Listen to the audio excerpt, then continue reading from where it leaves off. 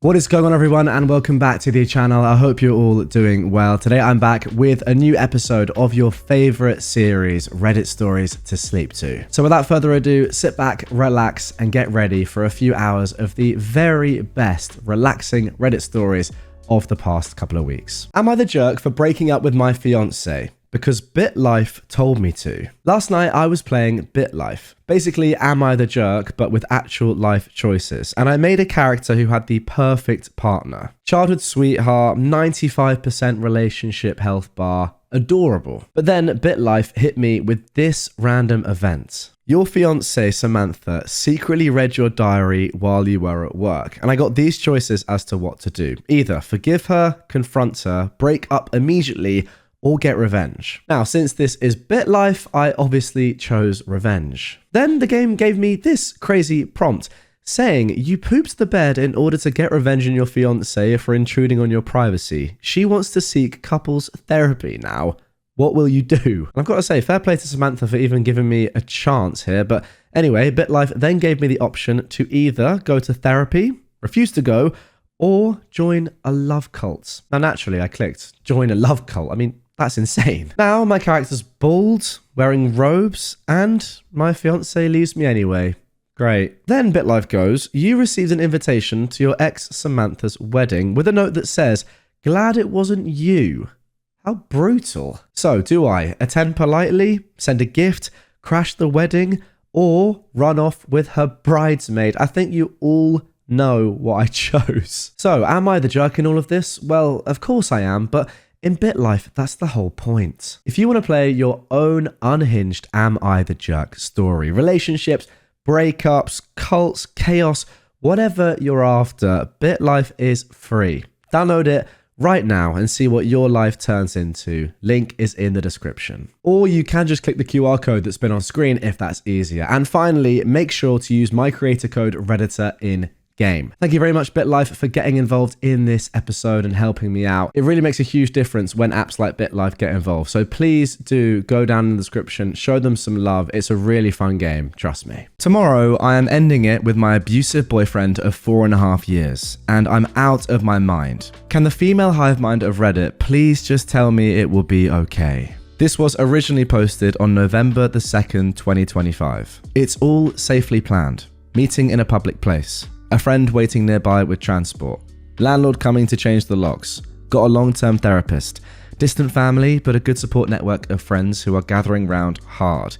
Ella Fitzgerald's Let No Man Write My Epitaph has been playing on repeat all day.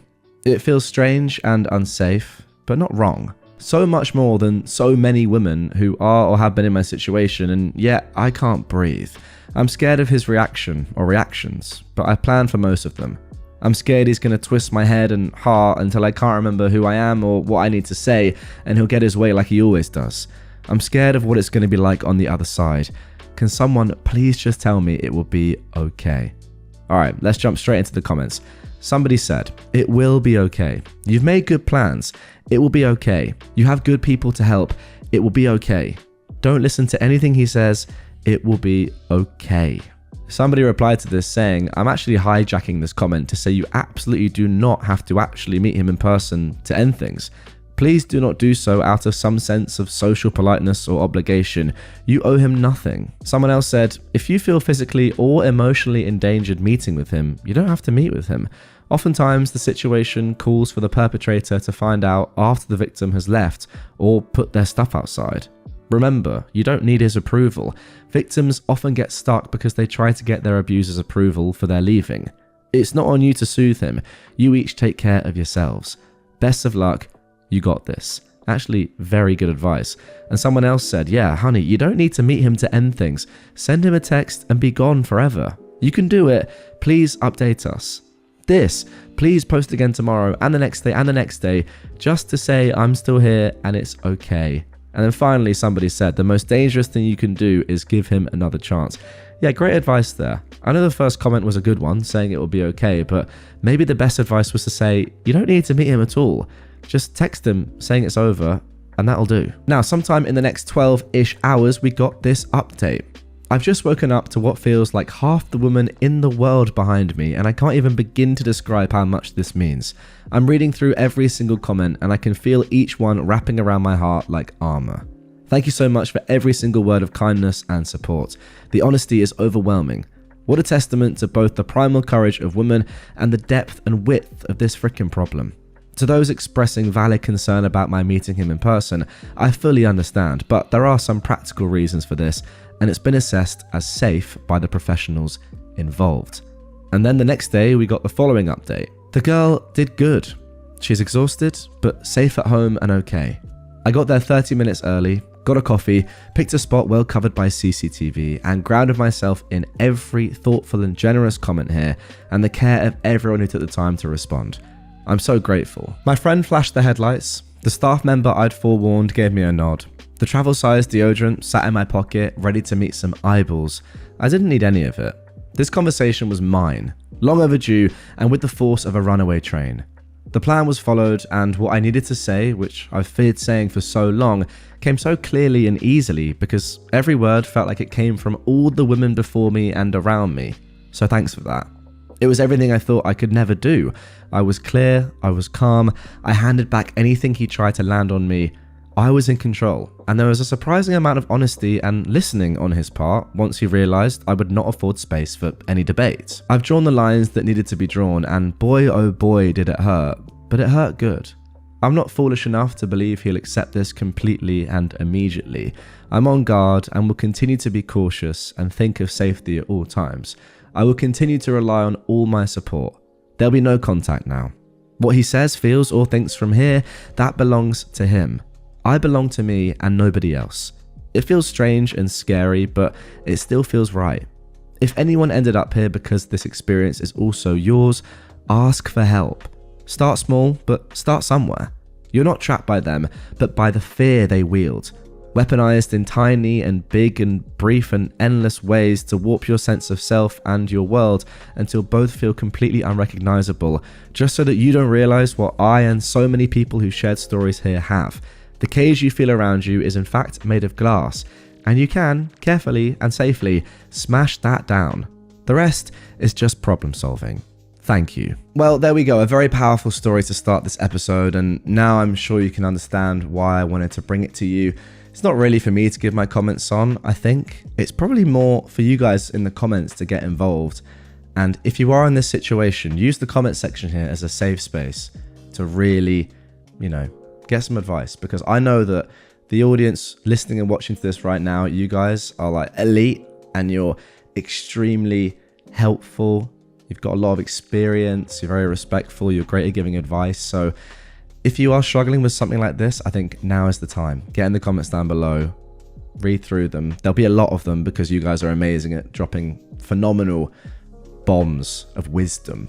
It's pretty ridiculous, to be fair. Sometimes I read the comments and I'm like, why am I the one that's doing these and giving my thoughts? It should be you guys, but as a collective, it's very impressive a lot of the time when I read the comments. So yeah, this is why I wanted to bring this story to you guys first, so you guys can get involved as well. Tell your stories in the comments down below, give some help, and vent out anything that's going on in your life. Anyway, 2 more stories to come. Let's get into the second. I am a 21-year-old woman, and I've got a new boyfriend who is 24. His male friends tested me, and I passed. Is this as weird as I think it is? Now, the first post for this one came back in November of 2015. Hi, relationship subreddit. I need some outside perspective here on a small but weird problem. I've been dating this guy, Sam, for about 3 months now. Just recently made it official, and I met his friends on Thursday. Sam's awesome, and his friends seem awesome too, or so I thought. We were all hanging out, playing games, watching Netflix, etc. on Thursday after having come back from the local bar. It was a good time and we were all having fun. Then Sam left the room, and his friends almost immediately started talking badly about him. They were ragging on his appearance, calling him a loser, etc., and it made me very uncomfortable. They tried to get me to join in, and I kept brushing them off. They persisted, so I finally told them to knock it off and informed them that I'd be telling Sam all of this. They got quiet, and then Sam came back, and they tried to go back to just hanging out. I was so annoyed that I said I was going to bed and went to Sam's room. Sam came in about half an hour later and asked me if everything was okay. I told him that his friends were talking terribly about him, and it annoyed me. I said that I know I had no right to tell him who to be friends with, but I think he should ditch them. And then he did something that totally threw me off. He grinned. I asked him what he was smiling about, and that is when he told me the following. Apparently, they do this with every girl Sam meets to test her and see if she'll talk trash about him behind his back. If she does, he dumps her. If not, hooray! Sam's in on it and says it's pretty harmless. He says I'm the first girl to have told him about what happened, which means I'm the best? I'm inclined to agree that it's harmless, but I find it weird. Am I right in thinking this is strange? Is this something normal? Do all guys do this? Just need some perspective. Thanks. Okay, I think I've got to come in on this as a guy and say, no one does this. This is not normal. At least no one I know does this. What a weird test. The test itself, which by the way does exist, is just your girlfriend or the person you're seeing meeting your friends and seeing how they are with them, because maybe they're really weird, and then that's a test in and of itself. And your friends need to be able to be friends with the person you're seeing, right? That's like the test. It's not really like a formal test, it's just your girlfriend meeting your friends. It's a pretty normal thing, and seeing how that interaction is, I don't know, seeing they're not like completely socially inept, I suppose, or weird, who knows, right? It's not really a test, as I've said. This though is like a formal test, setting something up to gauge somebody's reaction, is strange, very strange. Like, you shouldn't need to do this. You should have enough trust in the person anyway to back them into doing something like this. Like, it's just weird. I would hope that the person that I was with, if my friends genuinely did this behind my back to them, would tell me. And I think I should be able to gauge if the person I'm with would do that or not. I wouldn't need to do some weird test like this to work that out. Yeah, very odd from my point of view. I mean, if I were UOP, I'd be really questioning this behavior, because it is ultimately extremely strange. What does that say about Sam and his friends outside of this? I don't know. Are there going to be more tests in future? Are you going to feel like you can't really ever trust what's going on in this friendship group? If that is the case, I wouldn't blame you. Let's see what the people of Reddit said before we jump into the update for this one. All right, someone said, your boyfriend still has a lot of growing up to do. This is high school level stuff. You need to decide if you want to date a child, or do you want to move on and find a real man? Someone else said, well, you may have passed his test, but he sure as heck failed yours. Yeah, good point. Why would you want to be with someone who's going to set you up like that? Exactly. And then finally someone said, yeah, you may have passed, but Sam and his friends failed. Setting people up in uncomfortable and made up positions is not only mean and childish, but it's also unrealistic and pointless. You don't lie to people to gain the truth. Your mileage may vary, but I'd be moving on from people who feel the need to manipulate me and put me through stress for their own benefit and amusement. Couldn't agree more. I mean, I'm trying to gauge it from Sam's perspective. You would want the person you're with in this situation to speak up and tell you what happened and what your friends were saying about you. But it's just like, do you need to run this weird simulation to find that out? Again, I think you should just be able to gauge from your own interactions with the girl that you're seeing that they would do this.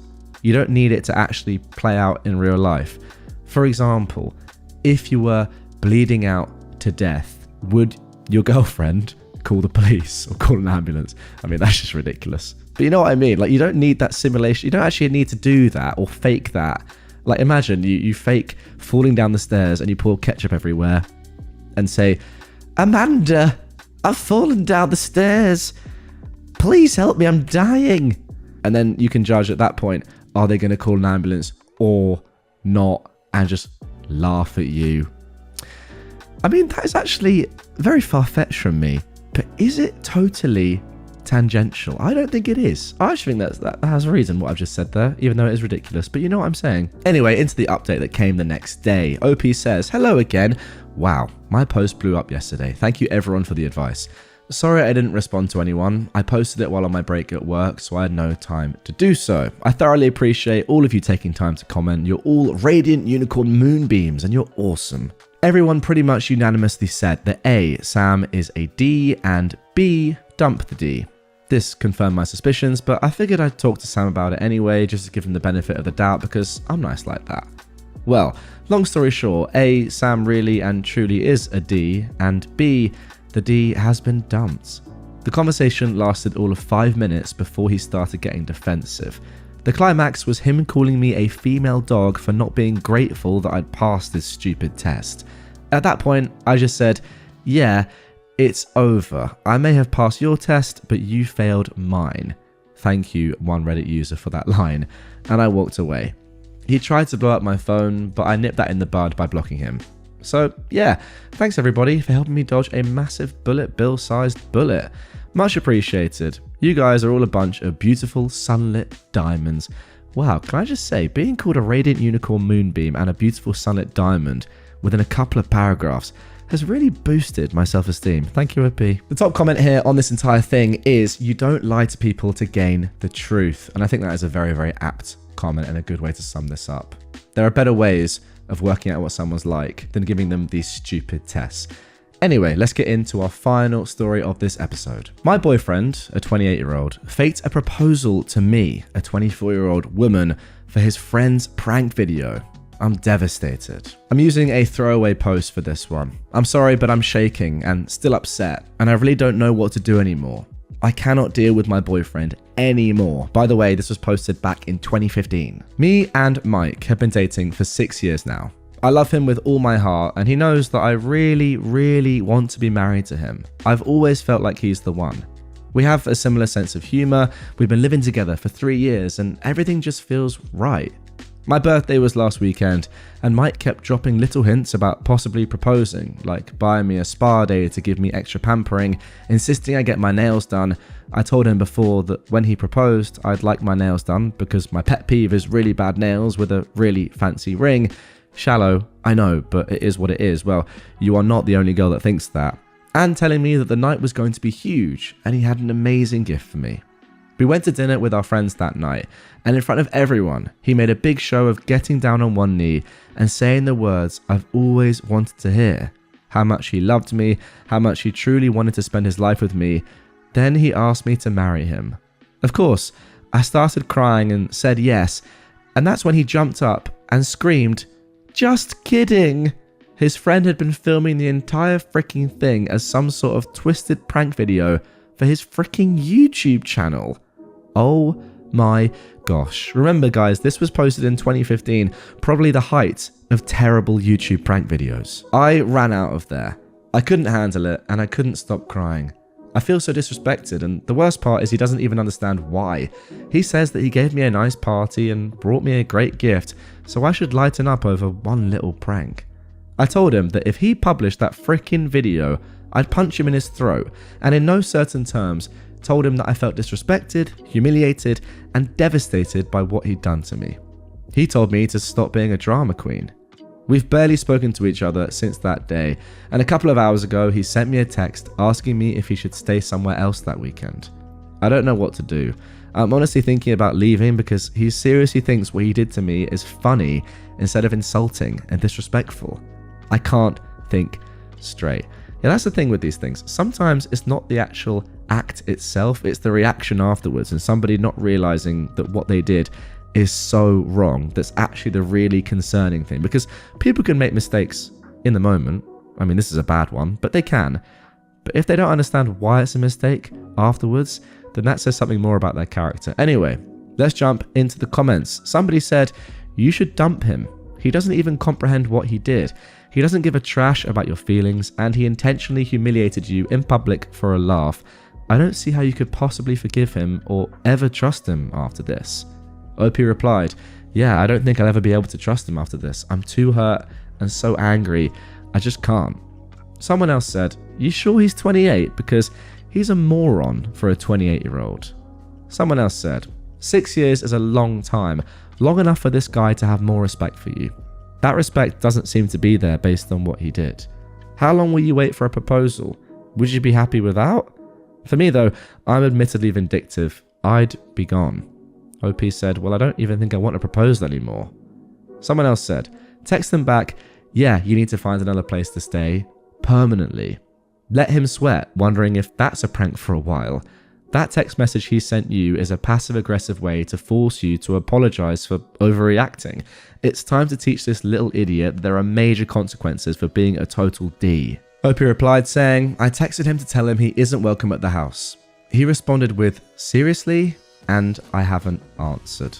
Alright, before we get into the update, which came 4 days later, Opie added a little bit more information about her boyfriend, saying, he's always been bullish and headstrong, and he doesn't know when he's gone too far. He never says he's sorry, even when he's wrong. Honestly, we don't fight often, but when we do, it's almost never resolved because we just don't talk about it anymore. I always thought that when you love someone, you accept their bad parts and their flaws too, but when it's so mean and nasty like this, I can't. Yeah, I think there are levels. When someone's bad parts are really not that bad, they just slightly annoy you, that's completely fine. When their bad parts are like really disrespecting you, that's a step too far. Anyway, let's get into the update. To start off, I just want to say thank you. I've gotten so many messages and comments offering me not only support but advice, offering a shoulder to cry on, offering me a person to vent to, you name it. It's seriously awesome. Thank you guys. Sincerely. I never did return Mike's seriously text, and he didn't come home, which made me think that he stayed over at his friend's house. After sleeping on it for a couple of days, I'd already kind of come to the decision to break up.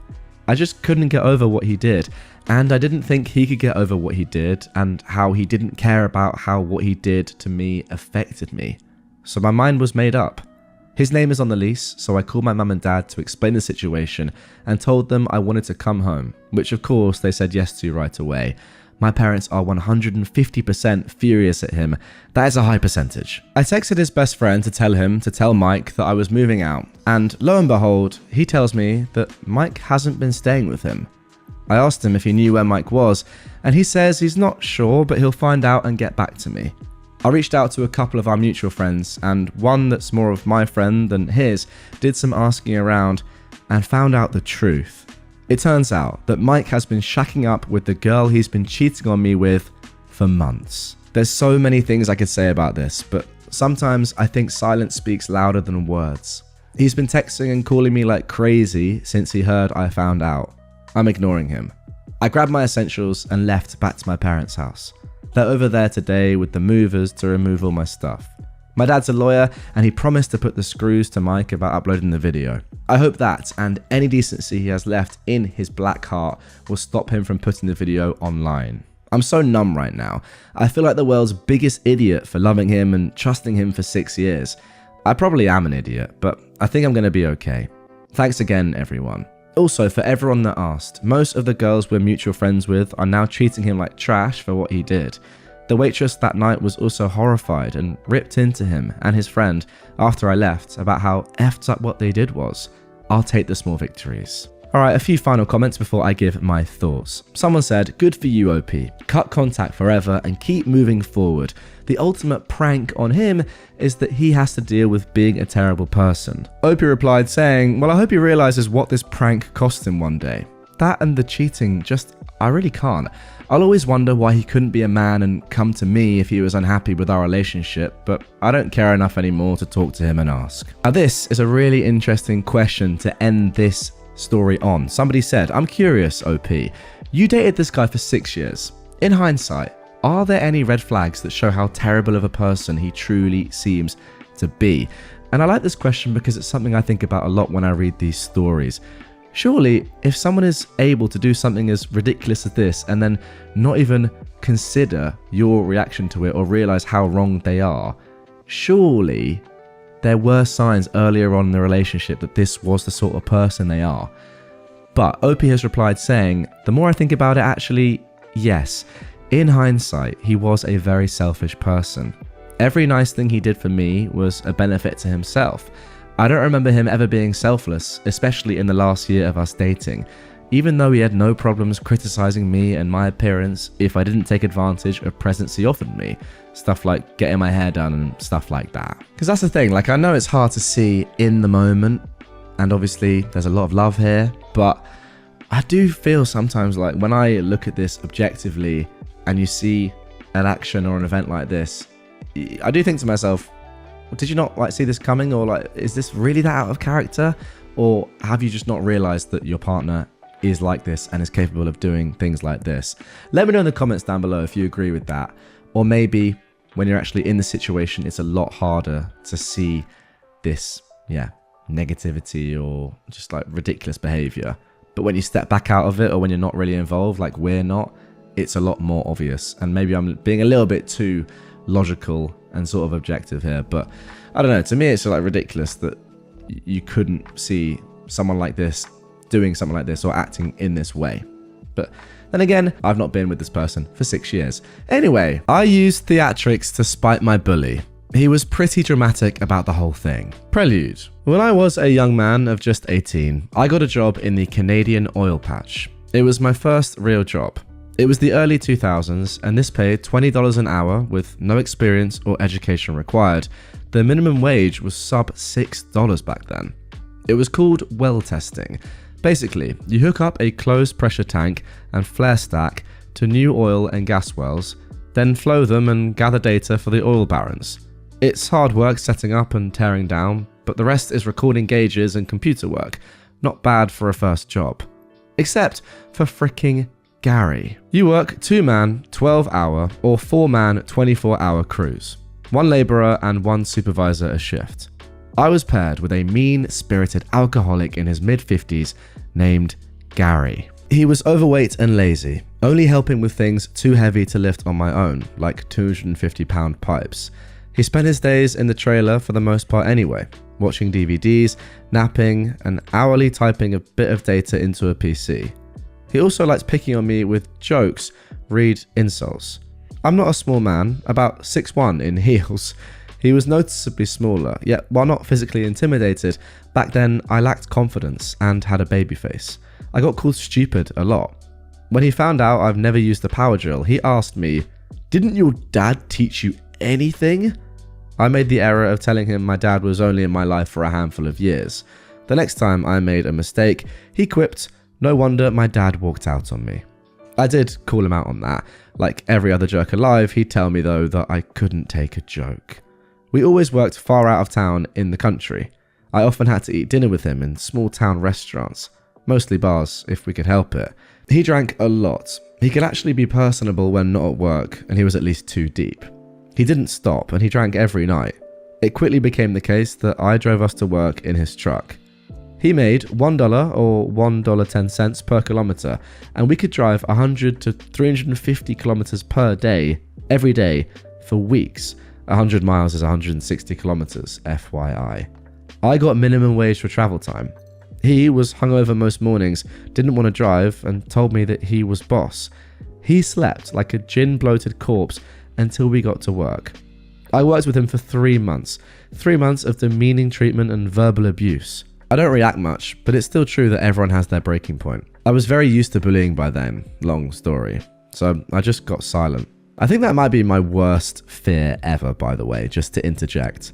Doing a job with someone who is outright bullying you, and then even when the job is finished, because you're working on site with them or whatever, or you're staying at a place overnight, or for a long period of time you're not at home, you have to then do things sort of socially with them, like having meals with them, going out with them. I mean, that is just awful. The work alone is bad enough, but then after that, having to be with them, terrible. Part 1. The power of love. The first step in my quest for vengeance was remembering that it's impossible to defeat evil with the power of love. Okay, that's it. That's the end of part 1. Part 2, the power of terror.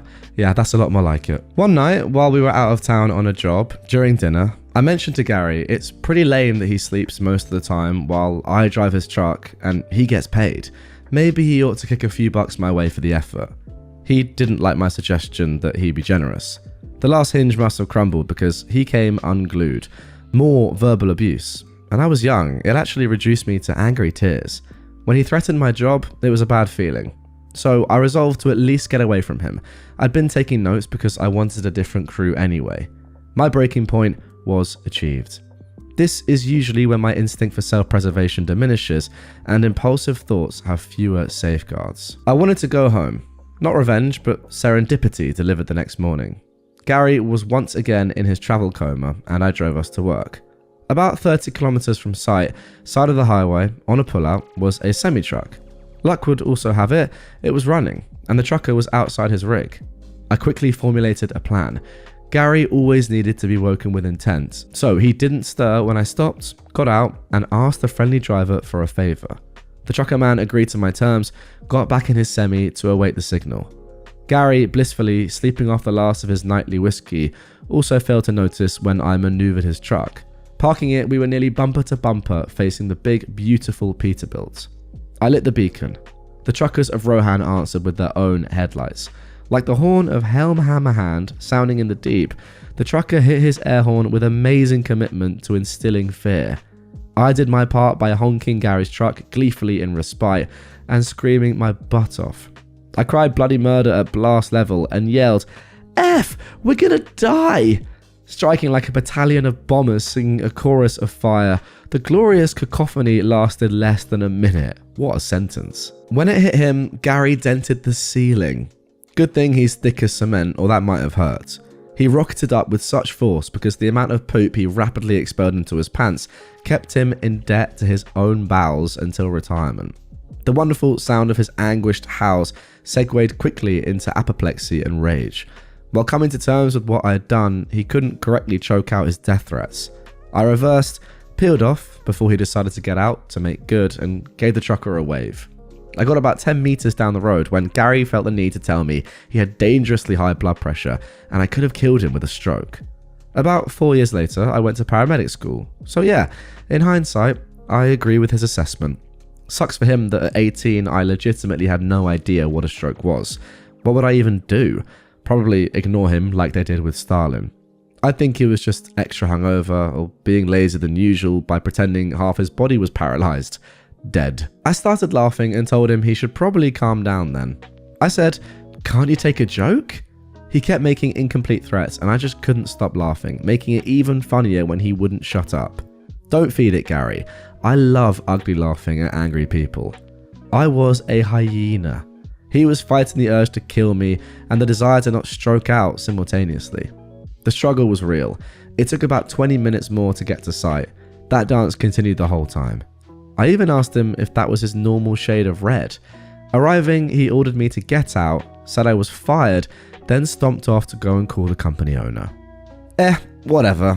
I had intermittent chuckles and smoked cigarettes while savouring my Pyrrhic victory for the 4 hours it took the company owner to come and pick me up. It was a medium-sized business, about 100 employees. He was the GM as well. I got some details. Gary wanted to involve the cops for attempted murder. Boss, though, dissuaded him. Gary told one heck of a tale that left me looking like Satan, so I told him all about the necessity of Gary's punishment on the way back to the city. He had a good chuckle about it. He was actually a decent guy. I worked for him until I went back to school. I got moved to a different crew where I could be the lone sociopath. And that's about it. I did though get some street cred with the rest of the boys at the company. What a great start to the episode. It's a classic prank, isn't it? You've probably seen it a million times on social media, on YouTube, waking somebody up when they think they're about to get smashed by a car or involved in some sort of traffic accident. Normally it's when you're behind like I don't know what you even call it, a car moving vehicle. Let me know in the comments what that's actually called. But where cars are actually facing the other way on a moving van or lorry or whatever it is. So it looks like they're coming towards you when actually they're not. But this is like another level. This is somebody else actually getting involved with this and putting the prank. It's brilliant. Just so good. Also, as I said during that, I cannot imagine working with somebody like this day in, day out and then having to spend your evenings with them. Awful. Well done for doing this and then getting moved to a different crew. Now for our next story of revenge. Lock my funds because of your mistake. Have your bank's social media ruined. For some reason, God knows why, I thought I'd trust a very small and local credit union with some of my money. When recently my card didn't work at an ATM, I asked for help inside the branch, and a clerk gave me a code to use that would deduct cash directly from my account. This is a feature the bank has. I wasn't having special treatment. Fast forward a few days. It seems the bank system flagged my account for review because of some accounting error being late to deduct my balance. I didn't go into my overdraft or anything. It was just a minor mistake from their side, and still, for over a month, all my funds were locked, and whenever I'd call my bank support, I was given snarky responses, sometimes even hinting that they didn't like my foreign-sounding last name. Wow. When I spoke to my family back home to vent about this situation, a younger cousin came up with an idea. Use some Russian service that pays people a few Russian rubles, 1 ruble is approximately 1 US cent for reference, each time to post whatever you ask them on social media. This service worked like magic. The website even had the option to choose between American-looking profiles and other locales. After the most well-spent $3 of my life and some AI prompts later, the credit union's social media were flooded with hundreds of complaints. I'm sure this got to the right ears because on the same day, the bank's call center manager personally called me to say they understand my frustration, and even if I don't want my account anymore, the bank is ready to initialize a transfer of my full balance plus $50 compensation to any other bank of my choosing. Problem solved. They probably also realized there was no way to link this activity to me, and hence hinted at ending things on a positive note. Too bad I can't tell the Russian bots to remove their posts. That'll be someone else's problem now. Well, if you could let me know, OP, if you are watching or listening to this in the comments down below, just let me know the name of that service. I never, personally want to use it or anything. I can't think of any reason why I'd want to. But yeah, just, drop a comment or text me. Up to you. I mean, that just sounds so good. I can think of at least 7 things that I would utilize that service for. Probably illegal, actually. It probably is illegal. So I wouldn't actually do it, but wow. Research purposes only? Okay, let me know. Actually, you know what? I've changed my mind. Yeah, that's disgusting. That's disgusting. I would never use that. Where could somebody find those cheap Russian bots if they needed them? I want to know personally, so I can stay as far away as possible from wherever that location is. Imagine if this story was, by the way, just like a disguised advert for these Russian bots, and people read it, and you guys listened to it, and everyone was like, "Oh, well, how do we get these ourselves?" And then the company did well. Would be a pretty great way of advertising. But there we go. Now for our next revenge story. Handouts. My husband, Rob, works for a company where he does a lot of his work in the back room, but sometimes works up front dealing with customers. When he's in the back, he constantly overhears a group of co-workers talk politics. It drives him crazy as he disagrees with their stances, but he keeps his mouth shut. The other day, these co-workers were talking about people losing their SNAP benefits. They were saying things like they were getting handouts, they just want free stuff, they don't want to work, etc. No sympathy from them at all. Now I'm just going to look up what SNAP benefit stands for. It's a Supplemental Nutrition Assistance Program. Like the food stamp program in the US. Okay. Anyways, we had tons of leftover Halloween candy and we didn't want it around the house. So Rob said he would take it to work. He put it in a big bowl and off he went. He told me later that when he put the bowl down, the co-workers saw it and they said, "Ooh, candy," and started to make their way towards it. But Rob grabbed the bowl and said, "Oh, I would offer it to you, but I know you don't believe in getting handouts." So he put the candy up front for the customers. The co-workers were fuming. I love my husband. There we go, a legendary move from your husband, OP. Very simple, very effective. I mean, the stuff his co-workers were saying is pretty disgusting, right? So just food stamps not being a thing for people anymore that need them or may die. Yeah, pretty nice thing to say. They don't want to work, they just want free stuff. Great, what a way to think about homeless people or people that just don't have enough money.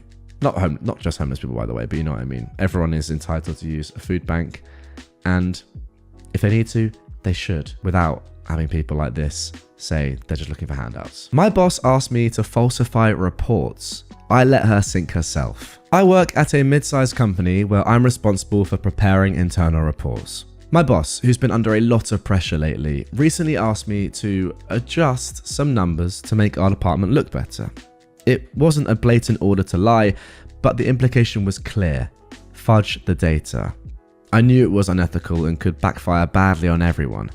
Instead of confronting her or outright refusing, I decided to play it smart. I completed the report accurately and submitted it up the chain, CCing her and making sure everything was properly documented and timestamped. I saved all relevant emails and messages just in case. Sure enough, leadership noticed the numbers didn't match what my boss had previously promised. When questions started coming in, she tried to throw me under the bus, claiming I misunderstood her instructions. But everything was there in writing. I had the emails, the original data, the final report, everything. Once I shared the records with HR, it was clear who was lying. Later, she was gone. Officially, she resigned, but everyone knew it wasn't voluntary. I didn't raise my voice or make a scene. I just did my job right and let her take the fall for trying to manipulate the truth. There we go. I think that's actually a very clever way of doing this. I think if I was asked to do this, I think I would say no to my boss's face. But actually, that wouldn't be, like you said here, OP, that wouldn't be the most effective way of doing things. Like, if you wanted to get your boss reported or make her lose her job or whatever, then by saying no, that wouldn't really do anything. Like, you could say no and then claim that she had asked you to falsify reports, or maybe even show an email where she had asked that, but she didn't actually do it, or you didn't actually do it either. You know, like, it wasn't actually done. Therefore, could you be fired for it? Still, probably you could, but having it actually be done by you, her signing off on it, and her officially saying, yeah, I'm happy with this, that is obviously grounds for her having to be sacked immediately. So yeah, very clever what you did. Interestingly, someone in the comments said, OP handled this perfectly. I will though add one piece of advice for anyone else in a similar situation. If the person asking you to do shady stuff is high enough in the organization, they are often in a position to delete emails. And even if they didn't have the authority, they may have a friend in IT who is open to doing unethical acts. Wow. Always save your emails and texts to someplace solely under your control.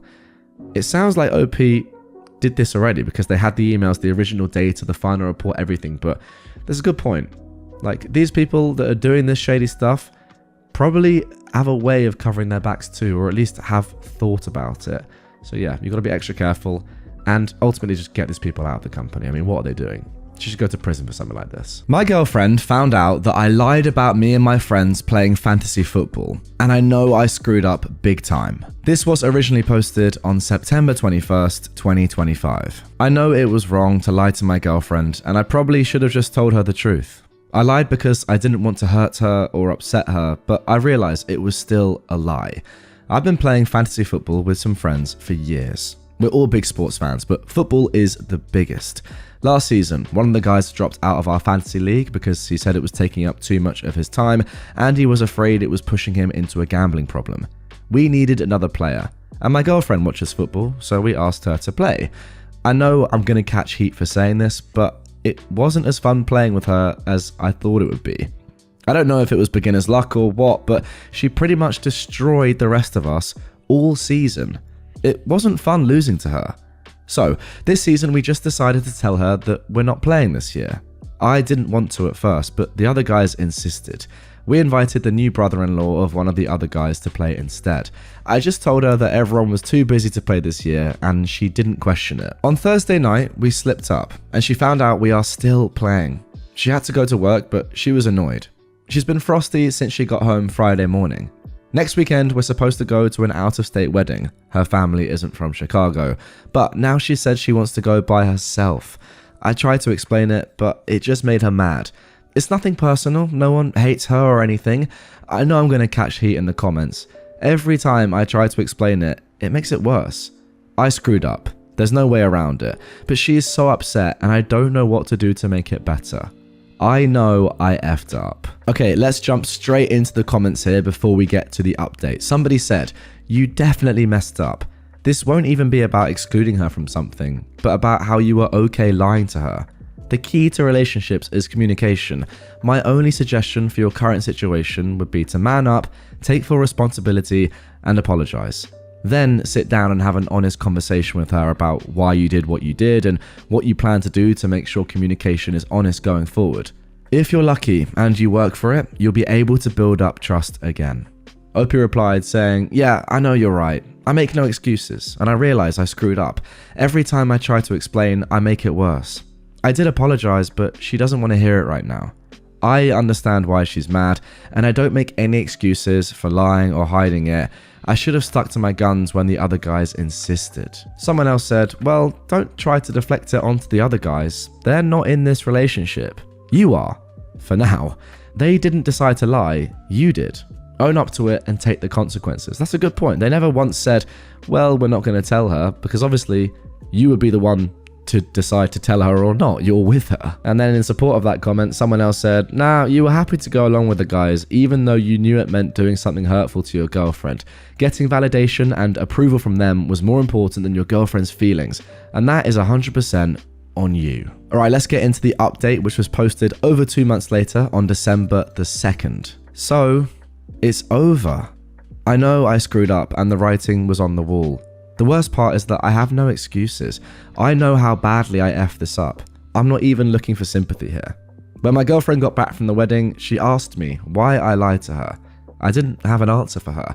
All my explanations just made it worse and didn't really explain anything. I tried to apologize, but she didn't want to hear it. It was the worst week of my life. It was almost like she was freezing me out.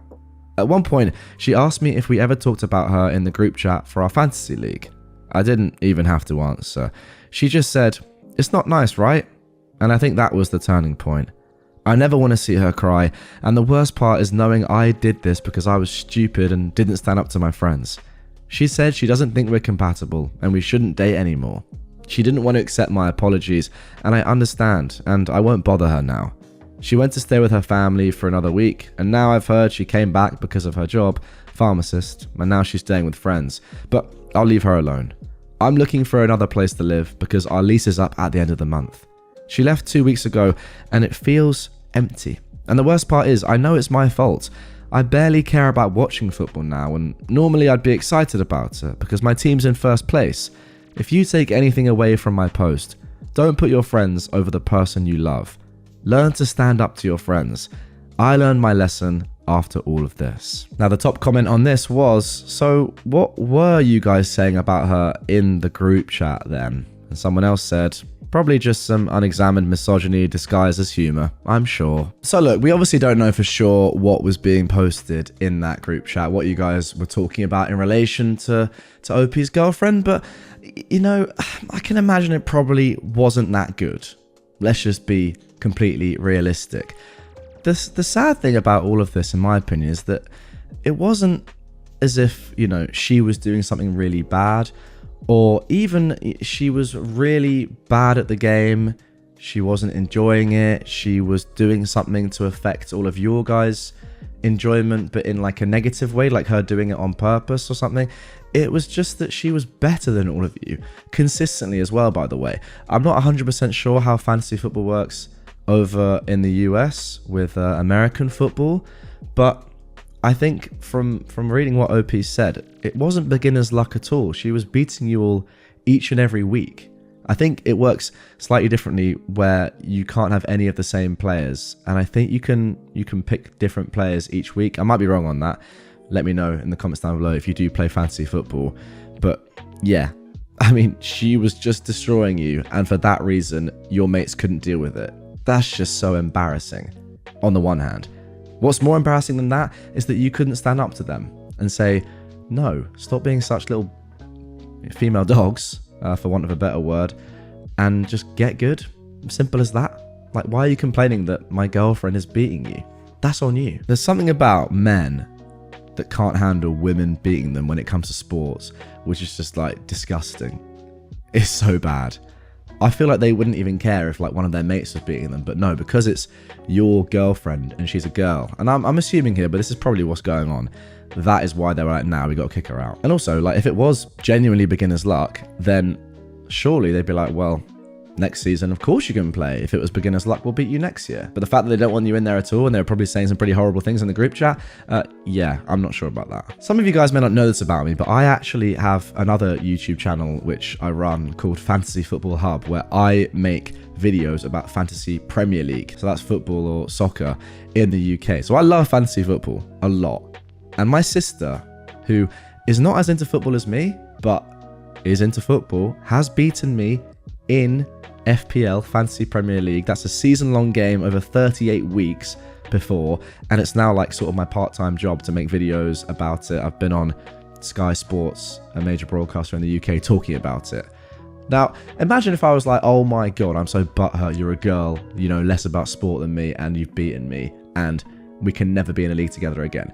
What sort of a person would that make me? That's just so embarrassing, like all these guys. Anyway, let's get into our second story of this episode. My boyfriend believes that we shouldn't be together because his female friend told him our zodiac signs are not compatible. This is slowly getting ridiculous. My boyfriend of 2 years has a female friend. They've been close since middle school, so she's been in his life more than most of his other friends. He's 21. I guess this is why he listens to her and her opinions on a lot of matters, including on our relationship, which I found out recently. What's happening is that every time we have a fight, he was going to her to vent about our problems. I was okay with this for a long time, never really thought something would be wrong. They were friends for a long time. I trust him and wasn't jealous of their friendship. But for a few months, I've noticed a bit of a change in my boyfriend's behaviour after our fights. Instead of trying to resolve things like we always do, he would get passive aggressive, ignore me for days, and throw around, well, maybe we should break up, quite often. I was really surprised because our fights aren't that serious. For example, ever since we moved in together, we have this agreement that I cook our meals and he cleans everything afterwards. For a week or so, he wouldn't, no matter how many times I asked, because, as he said, Leos don't like to be pushed around. Yeah, every time we fight, he'd just say some stupid stuff like that. So I confronted him yesterday and asked what has gotten into him. Apparently, his female friend has gotten into astrology and she's decided that we are not compatible because I'm a Cancer and he's a Leo. He then blamed our little fight on our signs' incompatibility and told me that she's pretty spot on with her descriptions of our relationship, and he started to believe that we're not a good match. This is so stupid that I honestly thought he was joking, but nope. Now I'm thinking if this is even worth fighting for. I don't believe in astrology. I don't think it's an answer to all the problems that we face, but he is certain that it is because his female friend told him so. I was thinking about meeting up with her, but I don't know if I should. Or maybe with both of them to see what the problem really is. Part of me doesn't want to throw away this relationship. It's been a good 2 years where he wasn't acting like an idiot, but another part of me is bewildered by the amount of stupidity of my boyfriend and his friend. Alright, let's get straight to the comments here. I can't quite believe what I've just read. First of all, that someone could be so easily influenced. Then that, this female friend, what is she trying to achieve here? Anyway, somebody said, do you really want to be with someone so gullible and weak-minded? Which I think is a fair question. Like, if your boyfriend can be this easily led by something that I think is, quite frankly, absolutely ridiculous, and don't worry, I'll get into my own thoughts about zodiac and star signs later on, then it's a good question. Like, do you want to be with someone like that? Opie replied saying, to be fair, he hasn't been like that for a whole 2 years that we've been together, just recently. I'm thinking if there's something going on between them, and this astrology BS is just a way to end things on their terms, maybe. Yeah, I think that could be what's going on. The female friend may just be deciding to try and get you two to break up. Who knows what her intentions are, but it definitely seems that way. Although, again, I do massively blame your boyfriend for this, unless he is also secretly trying to break up with you and finding an excuse. Someone else said, it could be his way of finding an out. Literally exactly what I was just saying. If he's throwing around suggestions of breaking up during every fight, and now he's using zodiac signs as a reason to break up, then he sounds like he's just looking for reasons to end it. He could very well have feelings for this girl, but even if he doesn't sound like a good boyfriend. I would leave. Very good advice there, in my opinion. Next, someone said, or maybe the friend wants to get with him and is manipulating him. He's pretty stupid to fall for it, especially like this, but still, yeah, I agree, that could well be happening. But I don't think that takes away from the fact that your boyfriend is being ridiculously gullible here, or very easily manipulated. And I think that leads to the same questions. Do you want to be with someone that is this easily led away from you? I think that's pretty insane. Finally, someone said, I was thinking the same. I wouldn't be surprised if the friend's sign is miraculously hyper-compatible with OP's boyfriend. Yeah, Maybe. But again, like, I feel like there are always going to be, or quite often, there'll be challenges in relationships, right? And you'll get people like this that aren't good for either you or your partner, and they're just trying to get their own way. Ultimately, if you're not strong enough, then that's on you. But I think what's going on here is that secretly OP's boyfriend is looking for an out. They can't be that gullible to suddenly just be like, oh, my female friend is completely right. I've never believed in astrology before, but she must be right. All right, anyway, let's get into the update and see if there was a resolution here. This was posted 2 months later. I've decided to post a follow-up because my original post gained a lot of attention. I've received plenty of advice and many things have happened ever since the post. Be prepared for a long ride. The whole situation is a great lesson to me, and I'm working on myself now to stop being so naive and gullible. We're not together anymore, which is a good thing, but we didn't break up right away. I ended up confronting my boyfriend about his friend, her input in our relationship, and him seeking validation from her. As many of you have guessed, there was much more to their friendship than I knew about. I'm not sure how far they went to this day, but to the people that were saying that they're using this whole zodiac incompatibility as an excuse, you were right. We took a break at first, because when I decided that I wanted to end things on my own terms, my now ex-boyfriend switched the narrative. Surprisingly enough, he decided he's not ready to let me go, and that he will cut out his friend if it meant we'd stay together. And I was stupid enough to believe him. Lamau. 1 week later, I've decided that I will give my boyfriend another chance. We decided on new boundaries and everything was going smoothly for the first 2 weeks. That is until I noticed that my boyfriend is being suspicious with his phone, taking it with him even when he's taking a bath. One time, he forgot to mute his phone, and I heard the Facebook Messenger signal coming from the bathroom while he was supposedly taking a bath. I've never ever checked his phone before, and I wasn't planning to, so I just asked him to show me his messages. I guess he was surprised because I never was the type to check what he's up to, so he got quite defensive, but I wasn't planning on giving up. We had a whole argument about me not trusting him, to which I agreed that I don't, and he should just show me his phone so we can be done with it. And he did. Guess what I found out? He's still in contact with his astrology-obsessed friend, and their conversations aren't exactly friendly banter. Me finding out led to even more of an argument in which my boyfriend admitted to cheating on me with his friend, blamed it on me being a Cancer and him being a Leo. Again, oh my god, that is phenomenal. That is crazy. Then proceeded to tell me the only reason why he was fighting to stay with me is because, as a Cancer, I'm very, quote, homely, and living with me is great, but I don't give him the thrill that his Sagittarius friend is giving him. What have I just read? Very rarely am I gobsmacked these days on Reddit after over 7 years of doing this. Well, almost 7 years. It's coming up to 7 years. What? Wow. So, yeah, I kicked him out. I'm on the lease anyways, and when he tried to argue to let him stay for a few days until he finds his own apartment, I told him that, as a Cancer, I'm not sure I can control my emotions and not murder him in his sleep. And that is how my ex became my ex. What I've learned from this is 1. To avoid anyone who believes in astrology as a romantic partner, and 2. To be more wary of my future partner's friendships, as many things may not be what they seem. Oh my god. I feel like I just want to give a round of applause to this one. A few lines there, I'm going to have to just reread them because they are just so good. Your boyfriend, ex-boyfriend, blamed him cheating on you being a Cancer and him being a Leo. He blamed cheating on star signs. It's just incredible. Incredible. I've been just unbelievable. And he wants to stay with you because you're homely and living with you is great. Like, as in quotes from what a Cancer is supposed to be. How about you just make your own mind up after 2 years of being with somebody?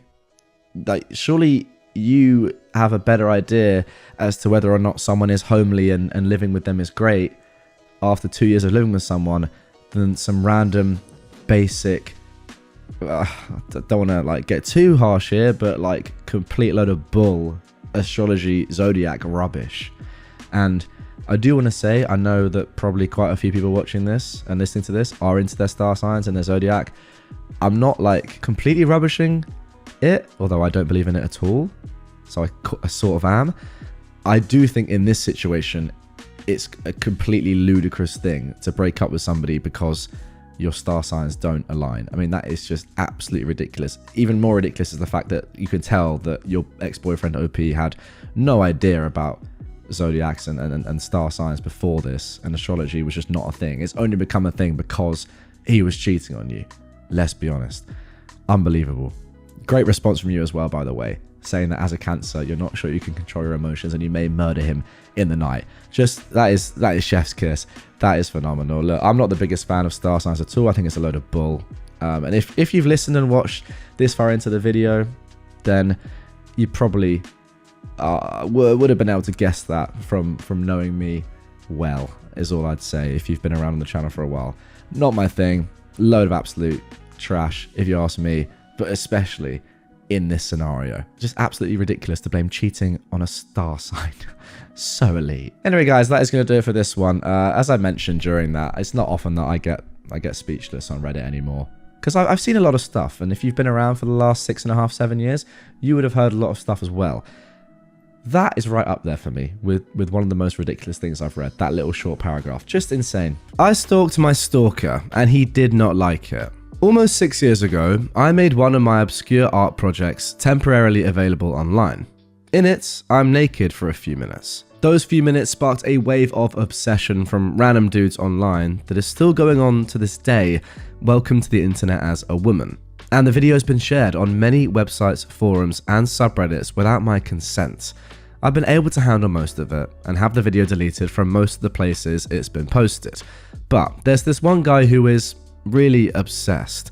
Not only does he follow my socials, but he also sent me screenshots of me naked in my DMs with a creepy message, quote, "I have your video and there's nothing you can do about it," with a smirk emoji. He went to great lengths to download the video from the paid DMR protected website that I posted it on, shared it, and bragged about it on sketchy forums.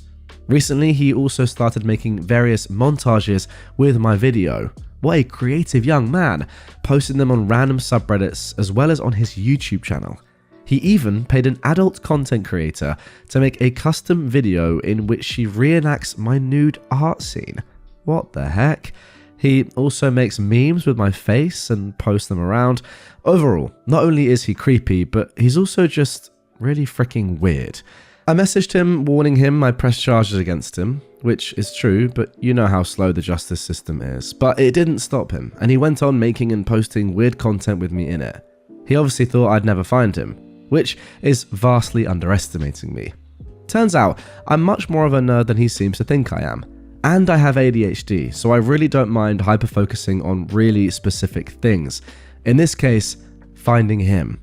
It also turns out he made quite a few mistakes and is, in fact, much more traceable than he thinks he is. Especially to someone like me who knows how and where to search, and who doesn't mind searching for just as long as I need to. I managed to trace him back to pretty much all the usernames he has online, and finally to his actual name and his face. I now know who he is, which neighborhood he lives in, approximately how old he is, what he looks like, his IP address, what kind of devices he uses, what video games he plays, but also what his fetishes are and what kind of prawn he watches. Spoiler alert, not kink shaming, but weird butt stuff. Turns out this idiot has sent an email to my art business inbox 4 years ago with his full name. I assume he didn't think I'd ever connect the dots. He's a rather young dude with a baby face, probably the least menacing face you've ever seen, so it's really funny to look at this guy wanting to act like an internet thug. Honestly, when I saw what he looked like, my first thought was that he needs some good old spanking from his mum to get him back on track. So, I gave him a taste of his own medicine. I made a funny meme using his face, and I sent it to him. He deleted his account immediately, a 3-year-old Reddit account he used rather regularly. That was yesterday, and I assume he's still busy pooing himself in the fetal position. Needless to say, it was extremely satisfying. This is always the case, isn't it, with stalkers, or at least it's often the case, with stalkers or people online that give you threats. When you actually send them a photo of their face, because all the time, let's be honest, they're behind some sort of online mask and their actual name isn't really out there. But if you were to tell one of these online trolls or a person like this what their name was, where they live, what they look like, they're going to stop immediately. They're going to run away. They're going to cower, because in real life, these people are just complete, word I probably can't say, but like losers, mum's basement sort of people. I actually had it, and I don't think I've told this story before. Early on in my channel, I was sent a photo of my family house, and someone said, I'm going to come to your house, and like was just threatening me. Now, I did a bit of research back on them, and I found out a little bit of stuff about them, and I told them, and I never received another message again. But it was quite concerning, the fact that they were able to find where I lived and a photo of my family house. I'll be honest, it's not the hardest thing to do in the world, finding out where someone else lives, so I wasn't like completely threatened by it, but it is where my family lived. So I was a bit like, okay, not gonna have that. I'm gonna do something about this myself. But yeah, point still stands. I mean, these people in real life are just complete losers, but I mean, doesn't take away from the fact that this is extremely scary. The break room is not your break room. We have a thief at our office. Mostly it's small things like sodas, snacks, frozen meals, and things most people wouldn't think twice about. A couple of months ago, I noticed my cereal, applesauce, yogurt, and sodas had all disappeared. Because of a previous issue, I always made sure my names were on each item. And because I'm very careful with my money and bring certain things to help me through the day, I immediately brought the issue up with the office manager. Her response was, first, did you put your name on it? Did you actually see anyone take those items? Do you have proof someone in the office took these items? When I wouldn't relent on the issue, she finally told me, the break room is not your break room, it's a shared space. If you're concerned about keeping your food, keep it at your desk from now on. I wanted to call her out on this hypocritical stance because last year, quote, don't keep food at your desk, put it away in the break room was the message, but hey, cool, I got myself a backpack that keeps food chilled and kept stuff at my desk in my drawers. If other people got their stuff stolen, I didn't hear anything about it. Cue yesterday, when we had a small potluck at work. I brought myself a few Dr. Pepper Zeros. It's mostly the only thing I'll drink. And apparently the manager had a few in the fridge as well, except hers were taken. She saw me drinking one and asked, is that my drink? I told her, nope, I brought it from home. She demanded to know, is my name on it? Where did you get it if you didn't get it from the fridge? My response to that was, there's this amazing place called the grocery store that lets you purchase canned sodas. I bought mine there, and I've kept it up front with me this whole time. I even showed her the backpack with my other stuff. She asked if I knew who took her drinks. I asked, did you see anyone take the drinks? Do you have proof anyone took them? She got snarky with me and told me that she shouldn't need proof about someone taking her drink since her name was on it. I told her, well, my name was on my food as well, but it didn't stop someone else taking it. You've got to remember, the break room is not your break room, it's a shared space. Maybe you should keep stuff at your desk from now on. Am I probably written up? Yeah. Do I care? No. This place needs me more than I need it, and I'm already searching for another job. Now, this is the definition of matched energy. When your boss, and it's better when it's your boss, says, well, you know, I understand your issue, but you could do this might be better, just deal with it, and then it happens to them and you can say the exact same things back to them in that same snarky tone. It's just chef's kiss. Ideal. Absolutely love it. Well done, OP. Waitress thought I was transgender, so we flashed them. Bear with me. No, this isn't homophobic on my end. About 12 years ago, it was 2 a.m. and my friend group and I went to Denny's, a trashy restaurant always open until like 3 a.m, blazed out of our minds. In the Midwest, this is what Denny's is for. You get smashed, obliterated, tripping balls, and what do you do because you can't go home? You go to frickin' Denny's and eat trashy eggs and hash browns, pancakes and mozzarella sticks until you sober up. Wow. I am a tall bean. I'm a skinny bean. I'm completely flat-chested. Even when I had my fat phase, I was built like a fridge. During this time though, I was built like a poker table. My hair was short, given I had a mohawk, and we were really, really drunk from a concert we'd been at. 5 Finger Death Punch for you degenerates out there. We sit down. Naturally, because I'm a lady, I was wearing lipstick, eyeliner smudged to heck from sweat, and a fat lip. Lady comes over to take our order. Everyone takes their turns, and I ask for deep fried mushrooms and mozzarella sticks. She eyes me and says, "No problem, sir." I don't correct her because, frankly, I was too smashed to notice.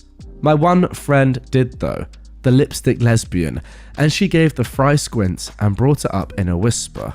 "The heck is her problem?" she asks, full bombastic side-eye, lip curled back, eyes wide, and with one eyelash falling off at the corner. Can I just say, OP, you have set the scene of this so well. I've got such a nice, amazing image of this in my head.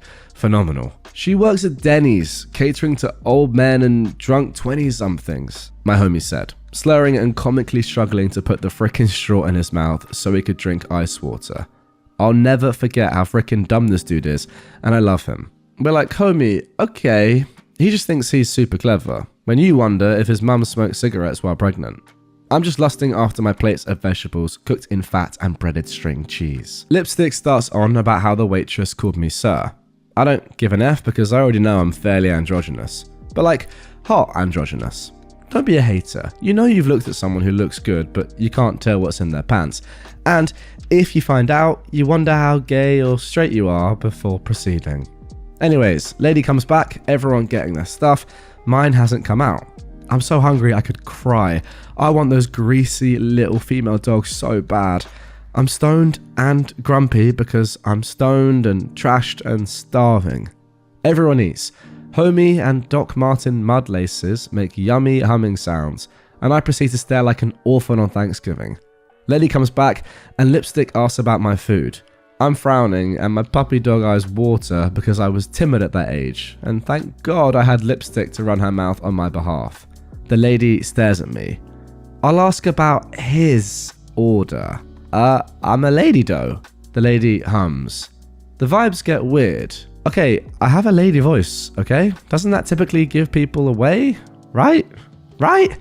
Nah, guess not. No food. 20 minutes later, no food. I grab a fist of Mud Lace's fries and shamelessly shove them into my face, ketchup drizzled over them. Off topic, I hate that. Normal people dip their fries. You can't trust people who drizzle ketchup and eat fries with a fork.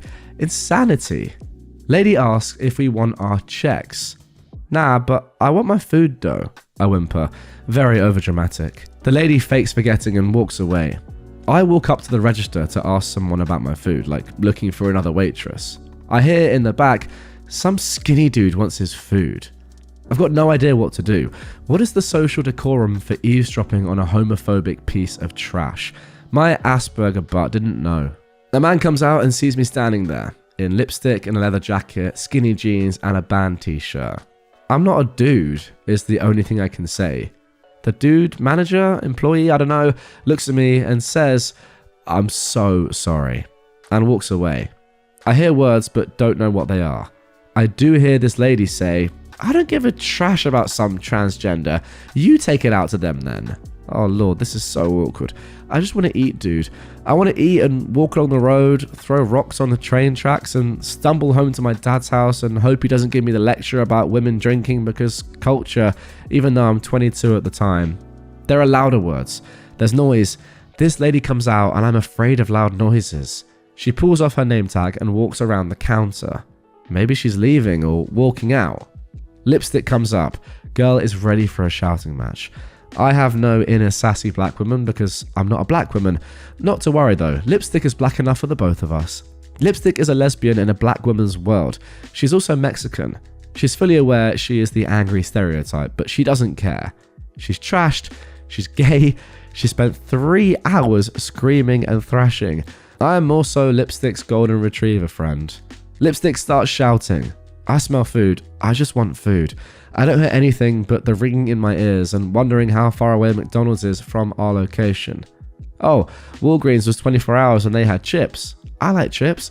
And those skinny, long, flaky cookies with chocolate in the middle that rich people eat. I look up and Lipstick says something about how I can't help that the Lord didn't give me a chest, and she turns me around and slaps my butt, telling them no white man has a butt like that. And I'm both confused and silently enjoying having a hot lass slap my butt. This waitress stops her own yelling, likely in shock. I wouldn't eat your softie if it was the only thing on the menu. What the F, lipstick? Actually, heck yeah, lipstick. I start giggling and rub my face to make sure both my eyes were open. I lift up my shirt. I have a sports bra. I'm a lady, I say, and I start laughing. Lipstick's been enabled. Lipstick then flashes the waitress and runs out the door. Mudlaces and Homie bolt out the door too. I'm standing there. This lady's mouth is so wide, so full of horror. I'm wondering why her tongue is so big. Oh heck, I'm so done with this place. She obviously wasn't talking to me, but I say, okay, bye, and walk out. I mean, I didn't have a bill to pay, I could just leave. I walk outside. Where the F did everyone go? I turn the corner. There's 4 cars in the parking lot. None are ours. One has a window sticker of a cat. Lipstick found it. Lipstick, Mudlaces, and Homie are peeing on the car. Who are these people and why am I here? The trees become so loud and I can feel the cold ground through my shoes. I shout, Walgreens, and run towards the trees into the direction of the nearby CVS. Time passes, but I came back to earth in the CVS, scared to touch the chip bag. A cashier knows that I'm high, probably, and friends come through the door laughing. Where were you? Mudlaces asks me. Cookies, I reply, hugging a bag of Doritos. I go to the register, life is beautiful, the cops are probably being called, the scanner beeps.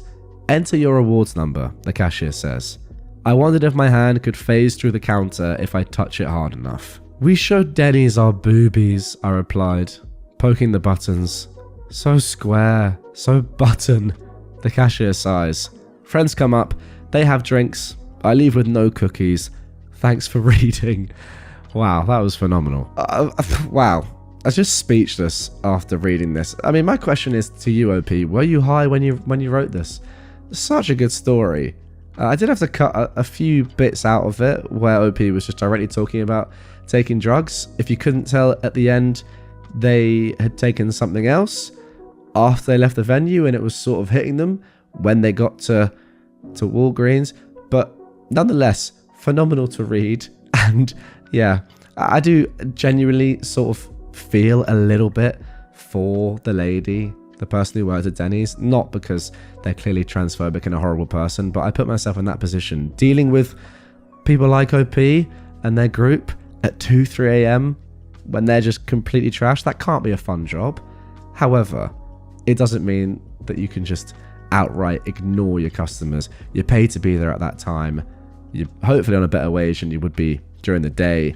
And if you're a filthy transphobe, you're a filthy transphobe. Nothing more I can say about that. Although I wouldn't want to be working that shift. But yeah, amazing read, I've got to say. Wow, what a story. Server thought creme brulee shouldn't be Bernie, so I gave her a menu education. I am a 27-year-old man, and I'm a pastry chef at a high-end restaurant in Portland. I do the dessert menu. Been here 4 years, went to culinary school in Paris, the whole deal. So we hired this server named Ashley maybe 3 months back. She's early 20s, super bubbly with customers, which is great. But she started doing this thing where she'd come back to the kitchen and tell me how customers wanted their desserts modified. First time, she asked if we could do the chocolate tart without the gold leaf because a customer thought it was too fancy. I was like, okay, sure, weird, but whatever, plated it plain. But then it became constant. She'd ask if we could make the creme brulee less burny on top. That's literally the entire point of creme brulee. She wanted me to do our Earl Grey panna cotta without the Earl Grey because someone didn't like tea. Just like make a different dessert at that point. I tried explaining that the menu was designed a certain way. These were my recipes. But she'd do this thing where she'd be like, but the customer really wants it, with this pouty face. And I didn't want to be the difficult chef stereotype, so I'd usually just modify it. It was getting ridiculous though. My sous chef asked why we were basically running a custom dessert operation. I said, I don't know, trying to keep Ashley happy, I guess. Then, last Saturday we were slammed. Full restaurant, 2-hour wait list. And Ashley comes back during the dinner rush and says, Table 8 wants the deconstructed apple tart, but can we put it back together because they don't understand why it's all spread out like that. It's in the title. I was so done. So I just stopped what I was doing and I was like, Ashley, why did they order the deconstructed apple tart if they wanted a regular apple tart? And she got all defensive, like they didn't know what deconstructed meant? And I just wiped my hands on my apron and I walked out to table 8 myself. My chef de cuisine was like, what are you doing? But I was already going. I got to the table and introduced myself and said I heard there was some confusion about the desserts. They seemed kind of surprised to see me. I explained that deconstructed meant we were serving the components separately so you could experience each element, but if they preferred a traditional preparation, I could absolutely make them our classic tart tartan instead. They were actually really cool about it and said, oh, that makes sense. We'll try it as designed. I walked back to the kitchen. Ashley followed me and was like, you made me look so bad. I said, no, you were making me remake dishes all night because you weren't explaining the menu properly. That is literally part of your job. She complained to our manager that I went over her head. Manager pulled me aside and I explained the whole 3 months of modifications. The manager was like, wait, you've been doing custom orders every night? When I told him everything, he basically said that Ashley needs to actually read the menu descriptions and understand what she's selling before taking orders. They made her do a full menu tasting the next day. She had to try every dessert and learn what everything was. She's barely talked to me since, except for when absolutely necessary. But like, I spent years developing these recipes. You can't just crowdsource the menu based on whatever random requests come in. Also, maybe don't tell a pastry chef how to make desserts when you thought creme brulee was supposed to be soft on top. Now, although this revenge is great, and the fact that Ashley had to sit down and do a whole menu tasting is fantastic to like re-understand the menu. Although I would say it's quite a good thing that, you know, for her, she gets to just taste the whole menu as part of her job.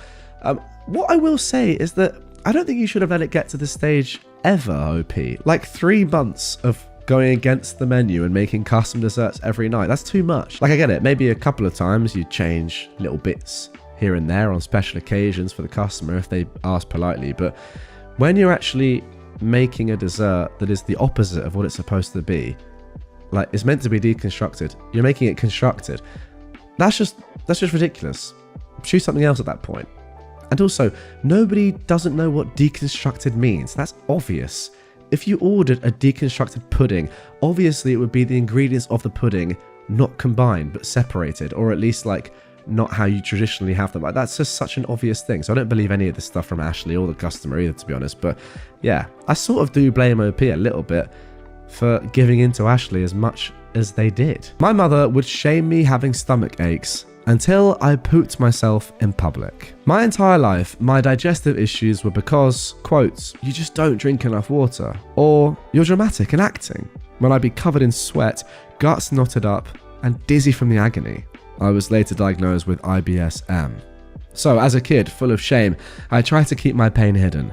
Messing your pants as a kid was peak humiliation, and in my day we got spankings.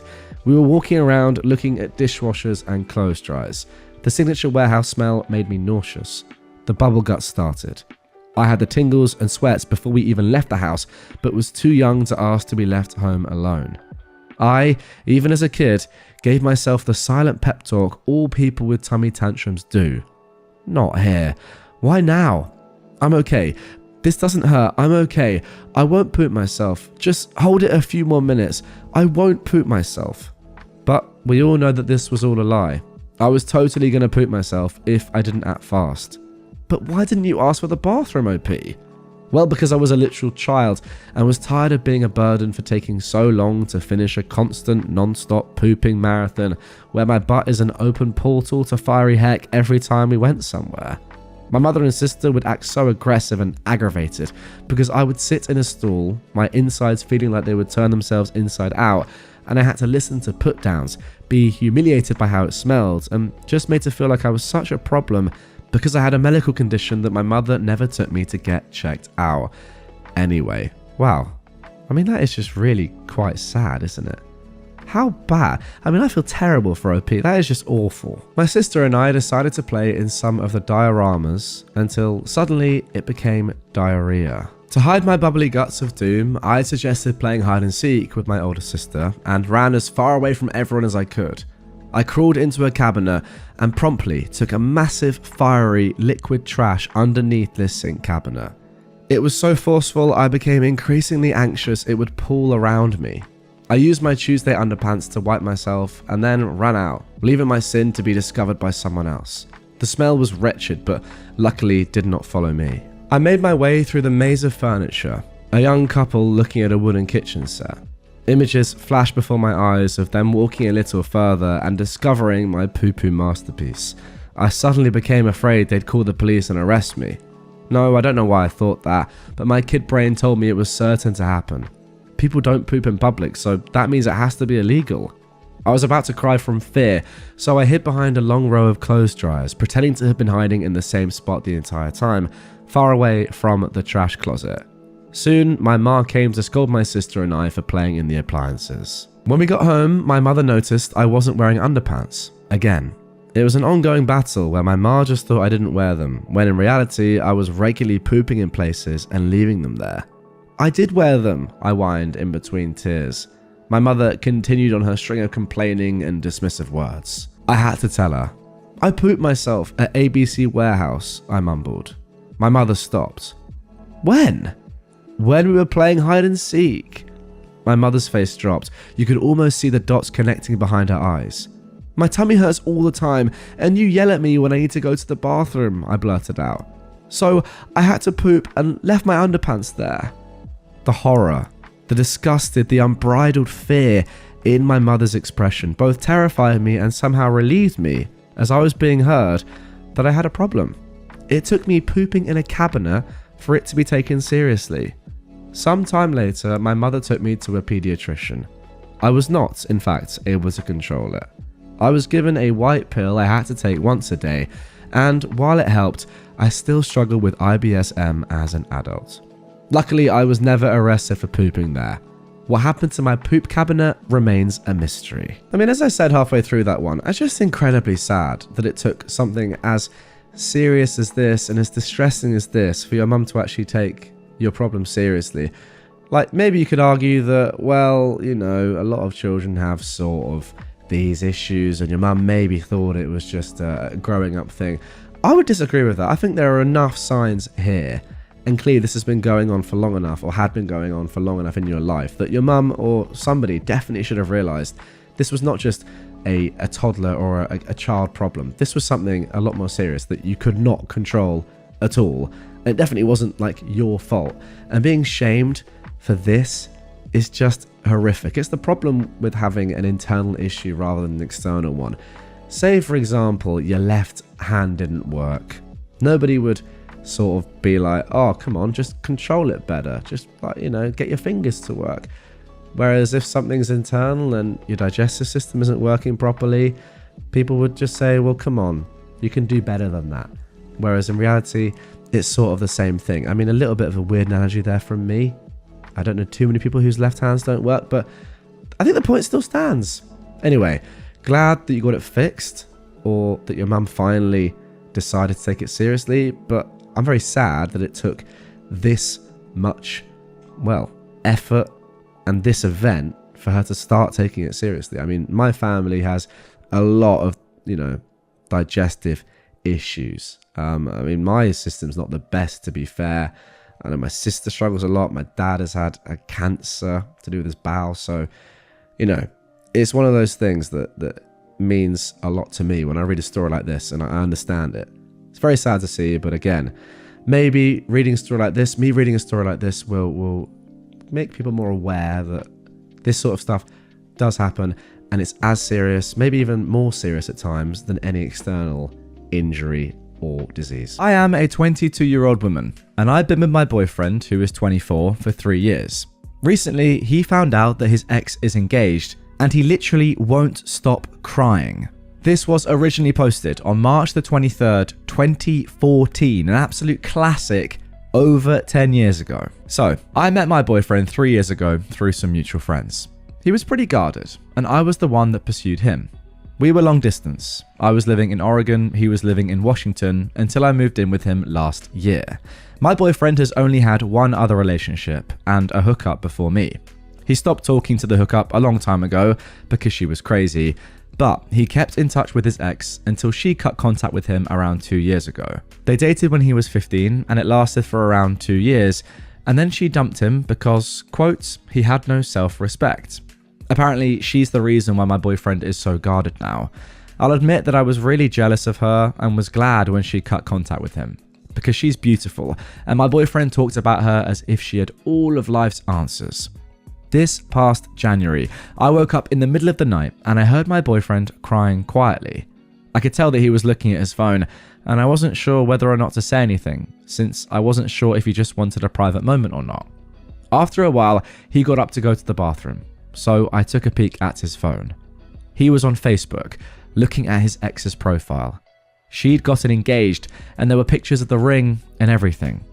It's been 2 months now, and my boyfriend has been breaking down out of nowhere. I keep asking him to talk to me about it, but he won't. I told him to talk to a therapist, and he got really insulted and said that he doesn't believe in therapy. I'm unsure of what to do, since this happens at least twice a week. I love him, but he's always seemed a bit distant to me, and obviously this woman is the reason why. Should I contact her and ask her if she has any insight? I'm starting to think that she must have said something to upset him like this, because he didn't seem that bothered when his ex was dating other people. Okay, so there we go for the original post. A lot going on there. I'm not quite sure how to react to that, to be honest. Yeah, your boyfriend is a little odd. There's clearly a lot of past trauma or just thoughts there. He's not over her, that's for sure. Anyway, let's jump into the comments. Somebody said this. Right, okay, no, don't contact her. Her job is finished. If her ex still has problems with their relationship, that's his issue. Now you, Missy, do not play Miss Fix-It here. You can't fix the fact that your boyfriend is actually still in love with another woman. You can be the most perfect woman on earth, but while he still has her as his dream woman, you don't have anything. I mean, that is probably what's going on here, let's be honest. Honestly, and as hard as this may be, I'd talk to him about it again. And then, if there is no resolution, I'd consider moving on. You deserve someone who thinks you are the best woman on earth, not some distant ex from his high school years. Good luck, OP, and big hugs. This sucks balls. OP replied to this saying, "Thank you for your reply. I was insecure about my boyfriend's relationship with his ex from the start. They didn't talk that often, but they'd catch up once every few months through Skype or something. She lives on the East Coast, and when Hurricane Sandy hit her, he called her, texted her, and messaged her on Skype, despite her having cut off contact with him prior to that. I didn't even know that he still had her phone number. Is this relationship hopeless? I knew that he still had a bit of a thing for her, but I didn't know the extent of it until now. If he can't move on after all this time, I don't really understand why he got into a relationship with me." Yep, very, very valid point. Then that same person replied, saying, "Sometimes we think we are more emotionally available than we actually are. And I want you to know, this is not your fault. I find this happens with people who run away from their feelings and don't process grief. It all comes back and bites them in the bum. Big time. He probably didn't know it at the time when he got with you that he was like this, and now it's just spiraled out of his control. It's gonna be rough, and I'm sorry. You sound like an exceptionally loving and patient girlfriend, actually. To be honest, he sounds like a bit of a jerk, putting his ex-girlfriend before you emotionally. And no, I think in the long term, you'll find it to be an uphill battle with him. I think a massive turnaround is highly unlikely if he's this bad 3 years into your relationship. 3 years is a lot to give up on, I know, but think about it. Wouldn't you rather be with someone who thinks you are the most amazing woman in the world? And that is a great point. It's not like this is just a short-term thing. This has been a thing for your boyfriend, OP, for a very, very long time now. Arguably, 7 years, right? And it doesn't look like it's going to change anytime soon. So maybe you got to get out. OP replied to this saying, "Look, I love him. From the moment I saw him, I knew that I wanted to be with him. He's incredibly smart and charming, but you're right. I've always felt insignificant in comparison to his ex, and I don't think that I realized quite how much." If I think about it though, there were clues that I didn't pick up on. When we first started dating, I told him at some point that he didn't seem to want to open up to me. And he told me that it was because his ex had taught him not to become too vulnerable. I thought this would pass as we got more serious about each other, and he did open up a bit more, but whenever he caught up with his ex, he'd be distant with me again for a while. I don't know why his ex cut off contact with him, but after she did, He did seem more invested in our relationship, and so I had hope for us. He was the one that asked if I wanted to move in with him. But now this happened, and he barely wants to talk to me. Okay, interesting stuff.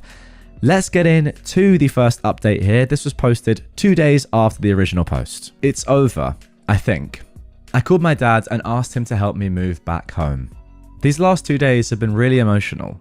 My boyfriend was gone all day yesterday. He was gone when I woke up. That's fine, I assume he went to work early. But then he still wasn't home when I went to bed.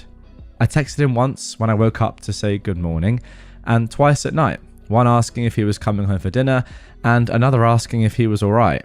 I also tried calling his cell, but he didn't pick up. I thought that I deserved some answers, so I decided to snoop. Something that I've done once before when I was feeling insecure about his relationship with his ex. Well, on his laptop, hidden in a bunch of subfolders, was an MS document with his ex's name. I read it, and I'm assuming that he just saved the last conversation that he had with her right before she cut contact with him. It started out normally, but then he asked her how her relationship with her now fiance, boyfriend, was going. She said that it was good, and that she was happy. And then it got weird because he said something like, "Really? Are you sure?" She said yeah, and said that was a weird question. And he said, "I don't know, I don't believe that you're that happy." I don't remember everything exactly because my head was spinning, but he basically told her that her fiance, then boyfriend, will never treat her as well as he did, and that they've known each other X number of years and managed to stay friends after their breakup, that they've helped each other grow as people, and that she should really give him another chance. He said that he's waited for her all these years and that he loves her and always believed they'd wind up together. This was all while he was with me. She called him a jerk and told him that he had a lot of balls to say all of that to her when she told him a long time ago that they're only ever going to be friends, and that he's an even bigger jerk for doing this while they were both in relationships. She told him to go to hell and to break up with me for my sake because I deserve better. But that is not even the worst part. My boyfriend woke me up this morning by calling my cell and told me to come to the kitchen. He said that he made breakfast. So I go to the kitchen, getting ready for a fight. He and I never fight, but I'm so goddamn hurt.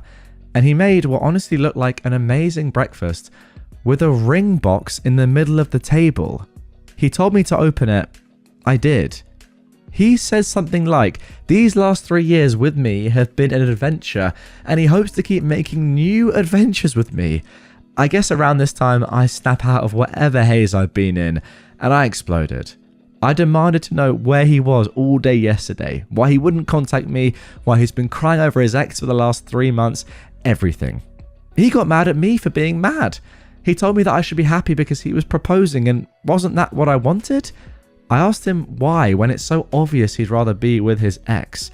He told me that she's obviously moved on, so it's time for him to move on too. I cannot believe what I am reading. Just phenomenal stuff. I've never been so angry in my life. I've been so incredibly patient with this man, and I've done my best to be understanding of his situation. I've literally given him all that I had, but I'm not going to get married to him just to be his consolation prize. It's so ironic, because had he proposed 4+ months earlier, I would have been ecstatic. Now, it just broke our relationship. So yeah, I called my dad, crying, and he's on his way to help me move back in with him and my mum. That's it. I'm a wreck. But I think it's just because everything wrong and twisted in this relationship is hitting me, and it took so long for me to understand. And my ex is just sitting on the couch with his laptop. Thank you guys for helping me see how unfair this whole relationship was. I read every one of your comments, even if I didn't get a chance to respond to them all. Okay, so there we go. That is it for the first update. Crazy scenes. That was the unbelievable twist that I was talking about in the introduction.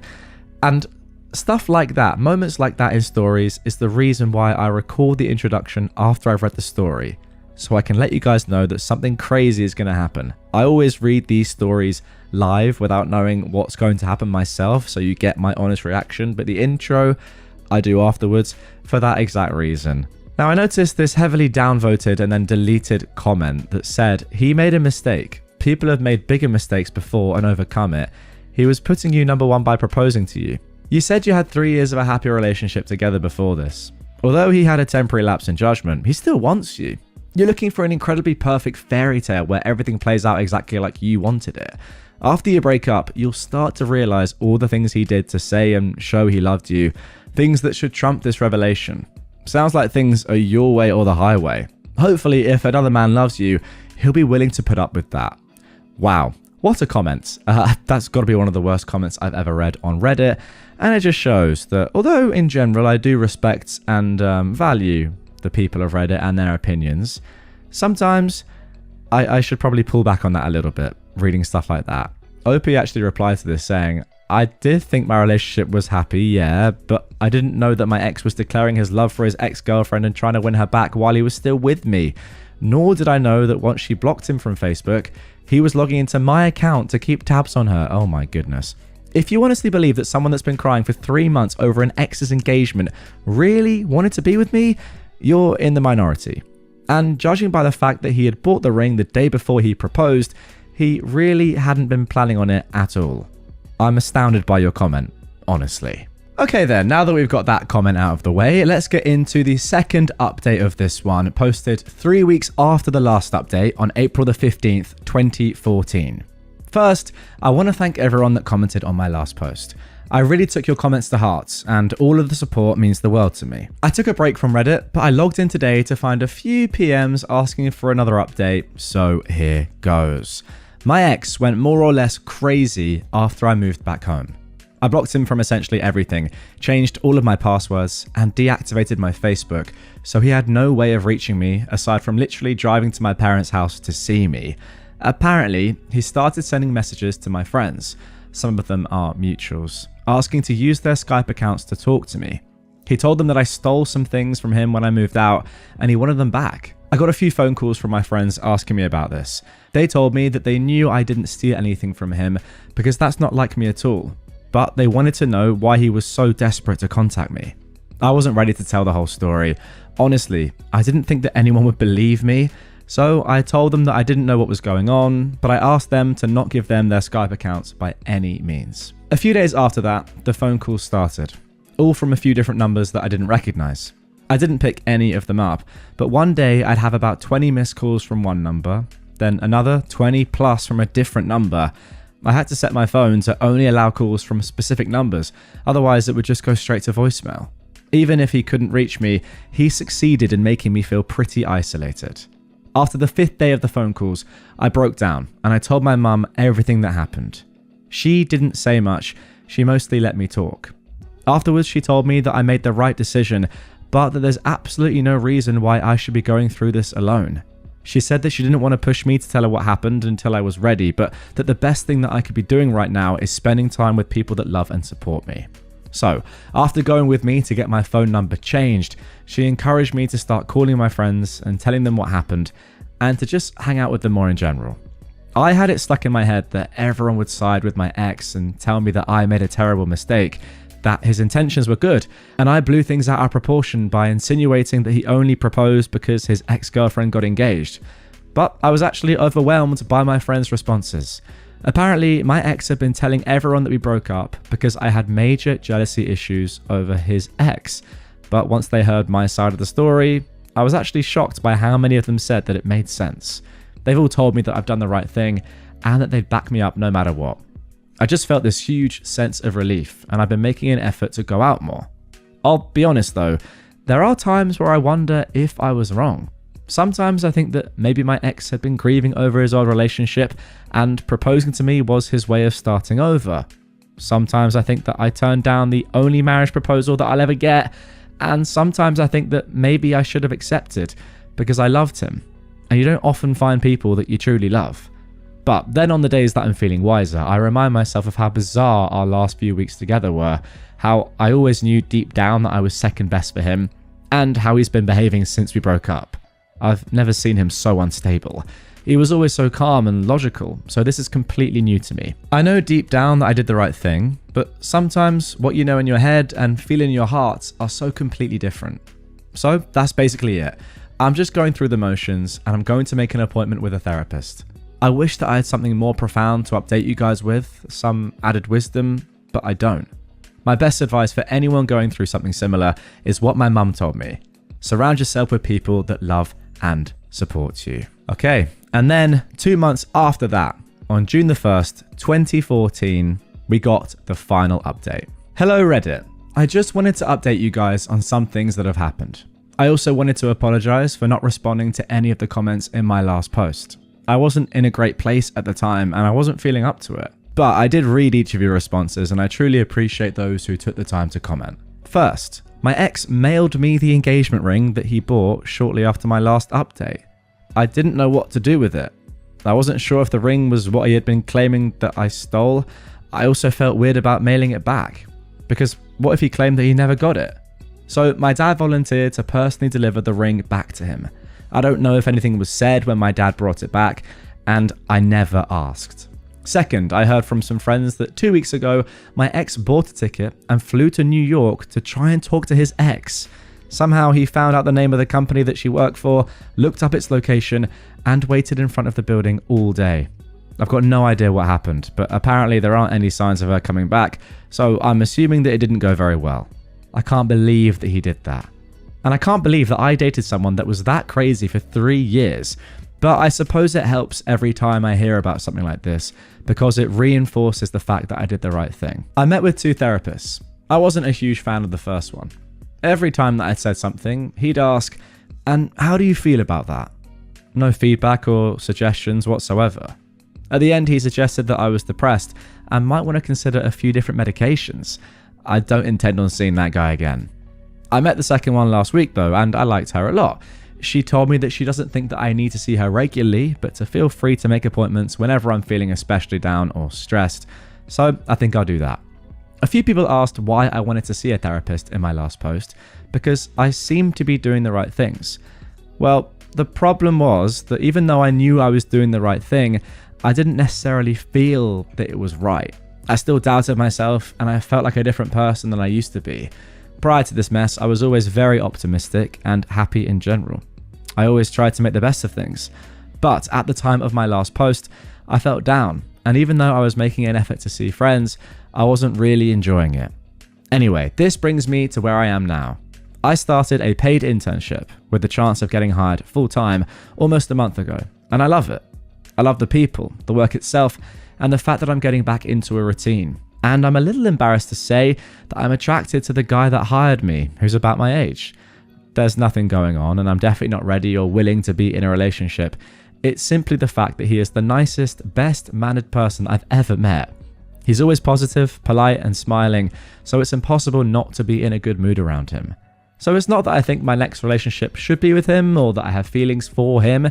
It's just that I've realized that the type of person that I should be looking for is someone that makes me feel good just by being around them. I don't give much thought to my ex anymore. It's amazing how much life changes over the course of a few months, but I think that everything is turning out for the best. Wow, there we go. That is the end of that story. What a creep. I don't even know who I feel worse for necessarily. OP or the ex of OP's ex now, if that makes sense. The girl that your ex OP was going after, had been with, and yeah, still is arguably stalking. I mean, like, yeah, just a creep, an absolute creep. Crazy. And again, like, I know I do often say this at the end of stories like this, but it is good that you know now, at least. That is the truth. And the fact that you're like now, a few months after, you seem all right, and you've said at the end there you don't even think about your ex that much. I mean, that is a good sign. It is so crazy though, like what you've said at the end there, as in how much your life has changed in just a few months. Imagine that you never found out about this at all, that your ex wasn't crying in bed that time, like you weren't there, and you just never really clocked how obsessed he still was over his ex. And then he proposes to you anyway. You don't know about obviously all his past trauma. You accept, you say yes, you marry him, you have kids. The guy's never over his ex the entire time. I mean, like, if you think about it like that, then you have to see this as a positive. You know, I don't like saying that, because I'm like, well, you have loved someone for that long and a breakup is never nice. But I feel okay saying it this time more than most, because of what you said at the end about how you're already like, okay, there are other people I like. I know I've loved this person, but he wasn't the right person for me. and I'm getting over it. But yeah, the main thing to think about is, what a weird guy. I'm just thinking about the timing here. So your ex-boyfriend and his ex broke up at age 17, and it's 7 years later. 7 years later, and this guy is still disaffected. I mean, to be honest, maybe I feel sorry for him as well. 7 years later, you were with each other for 2 years. This guy definitely needs some serious therapy, or he is going to be pretty effed for a long time. People are actually saying in the comments down below, that one comment bashing her was definitely the boyfriend. Imagine he found the post and knew it was her. I don't know. I mean, just quickly rereading that, I mean, it could be. He made a mistake. People have made bigger mistakes before and overcome it. He was putting you number one by proposing to you.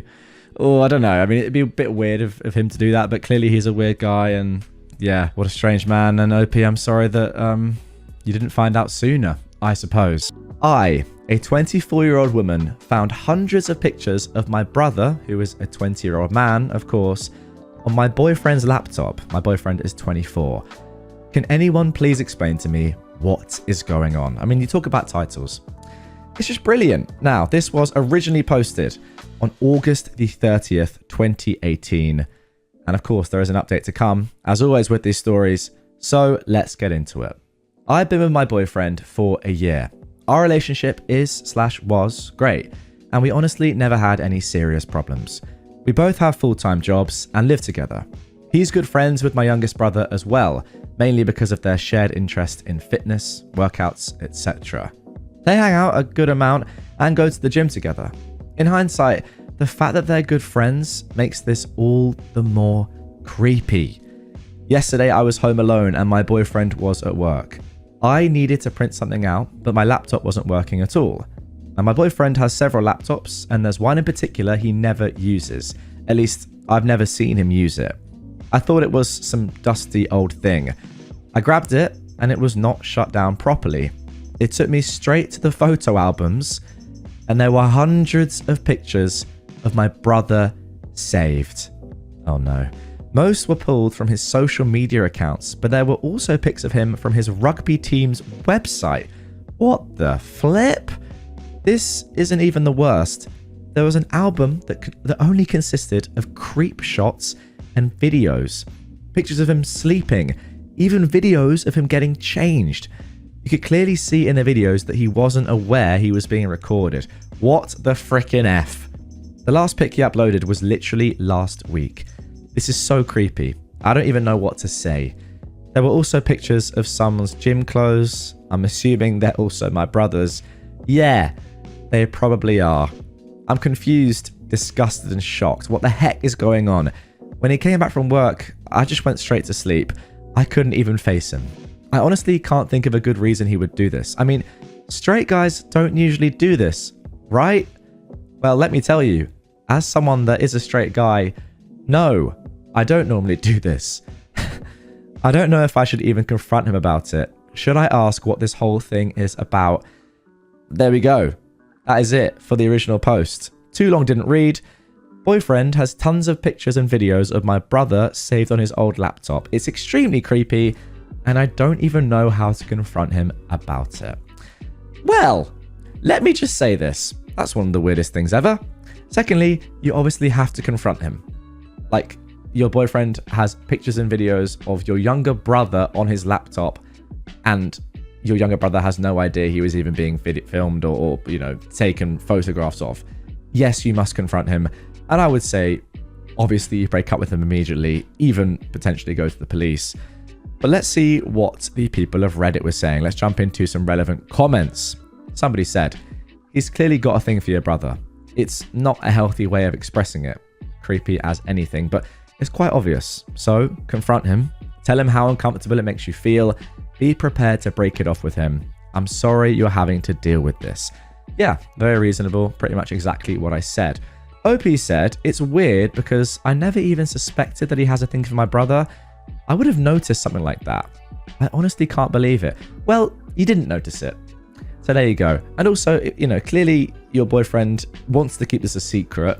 He probably is bisexual. Maybe he's even gay. Who knows? And yes, he might be ashamed of this.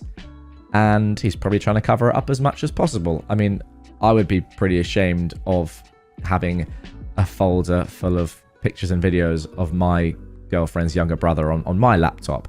I probably wouldn't want to tell the people of the world about that either. But there you go. Now, OP also added this in the comments. I was talking to my brother the other day, and he told me, oh no. See, this is what you get when it's like sort of live like this. Live reaction to the following sentence. He told me that his dirty clothes keep going missing, and that he's convinced someone at the gym or other places keeps stealing it. Oh my goodness. I just found it kind of funny / weird at that time, but now I'm thinking it's way more effed up. Yeah, probably is. What is he doing with your brother's dirty clothes? I think we all know, realistically. Maybe he's putting them in the wash, helping out. I doubt it. Let's jump into some other comments. It's not just that your boyfriend is sexually attracted to your brother, but that he's clearly obsessive. I'm a single guy, and I'll look at Facebook pictures of my crush, but I don't save them onto my computer. That is super creepy. That's very fair. And him taking pictures of your brother sleeping sounds criminal. Yeah, that's what I said. This is a lot worse than your boyfriend being secretly gay. Completely agree. Somebody else replied to this saying, in my opinion, saving them isn't so much of the concern as is taking the creep shots of him.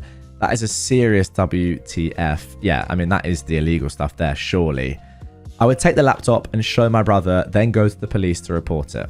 Boom. Exactly what I said. Let me know in the comments down below throughout all of this, guys, by the way, what you're currently thinking. If you do a little timestamp as well, that's pretty cool, because then I will know that you're sort of reacting live in the way I am. You know, if you listen to the whole story and then give your opinion, it will obviously be influenced by the update that we're going to get into and future comments. But if you give it a little timestamp now, then I'll know that maybe we're thinking the same things, maybe not. I feel like this is a pretty cut and dry case. Somebody else said, I don't recommend confronting him alone. It's a valid point. This is some very unhealthy stuff. And I feel like if you corner someone with this sort of thing, he may react in a way that puts you in danger. Don't do that, even if you crave the dramatic airing. I don't think OP is the sort of person that does crave the dramatic airing or the drama, given the fact that she said, I don't even know whether to confront him or not. I feel like if she loved the drama, she already would have done. This probably goes beyond drama, though. This is more like, oh my gosh, my boyfriend is a creep and might go to prison for this. Last comment. Somebody said, yep, I suspect the boyfriend will react very poorly to OP confronting him. And this is a big revelation that could potentially bring to light something the boyfriend wants to hide and is ashamed of.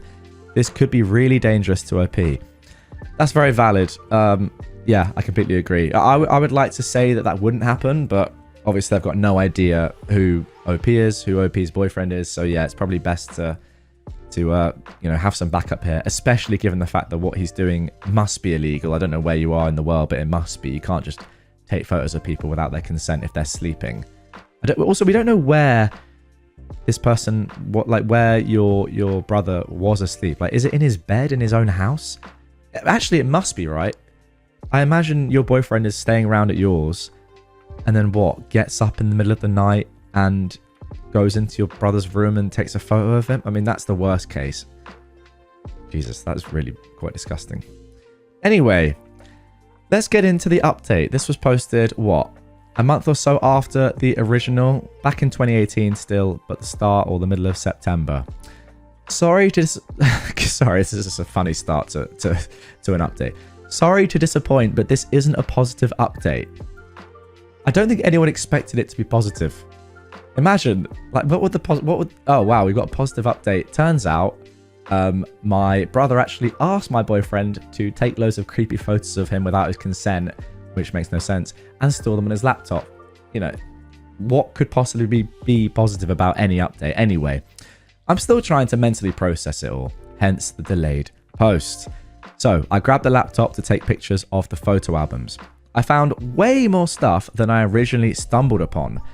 A lot of the commenters in the original post said that he probably used me to get closer to my brother. Oh god, that's a good point. Didn't even think about that. I didn't quite believe it at first, but they were right. Okay. I didn't even think about that. That's so disgusting. While I was taking pictures of the photo albums, I found more folders. He began saving these pictures 4 to 5 months before we started dating, and my brother didn't even know him at that time. Oh my god, so he fully did use you to get close to your brother. That realization sent chills down my spine. That's sending chills down my spine now. I also went on the internet. The bookmarks, the browsing history, it was all horrific. I'm not going to elaborate because it's honestly sickening. It's clear that he has an obsession with my brother, an extremely violent and disturbing fantasies about him. I'm not talking about BDSM or bondage, although some of that was there too. This was absolutely messed up, scary stuff. I cannot believe that I was so clueless about everything. Sorry, so it's worse or more violent and more disturbing than BDSM and bondage. Okay, so, I mean, I'm not even going to begin to imagine what that might be, but yeah, you can probably work that out for yourselves, I suppose. Jeez. I went over to my brother's place and I explained everything, showing him proof on the actual laptop. He was shocked and creeped out, of course, but didn't believe that my ex was behind this for different reasons. But he's not gay. He wouldn't do something like this, etc. Notice how, thankfully, he is now an ex. I wanted to go to the police, but he completely refused. I explained that this isn't just a crush from a seemingly straight friend. This is an unhealthy, psychotic obsession. He completely denied that he was in danger and actually seemed embarrassed more than anything. I told him that my ex actually started creeping on him months before our relationship began and took all of these creep shots. Besides, the browsing history and bookmarks were specific to him. It would make anyone freak out. When I showed him the pictures of his clothes, he was very confused. He asked me why would my ex steal his dirty clothes? But even then, he still didn't want to go to the police. To be honest, your brother's probably in a bit of a state of shock right now. Can't quite believe this is happening and is probably trying to sort of like calm the situation down and make it seem to himself as if it's not as crazy as it is to you know, sort of settle himself, because I feel like if you accepted the fact that this is the facts and this is what's going on, you'd go to a weird place. You'd be in shock, wouldn't you? I mean, think of the reaction to that. So he's probably just trying to calm himself down and be like, no, I don't believe it. It can't be that bad. It's probably a little bit of disbelief in there. Anyway, my plan was actually to confront my ex in public, but my brother just straight away texted him to come over. Side note, he arrived super fast. I wonder what he was expecting. When my ex came, I showed him the laptop and I asked him to explain. The entire situation was so bizarre. While I was talking, he seemed incredibly angry. I've never seen such a look on his face before.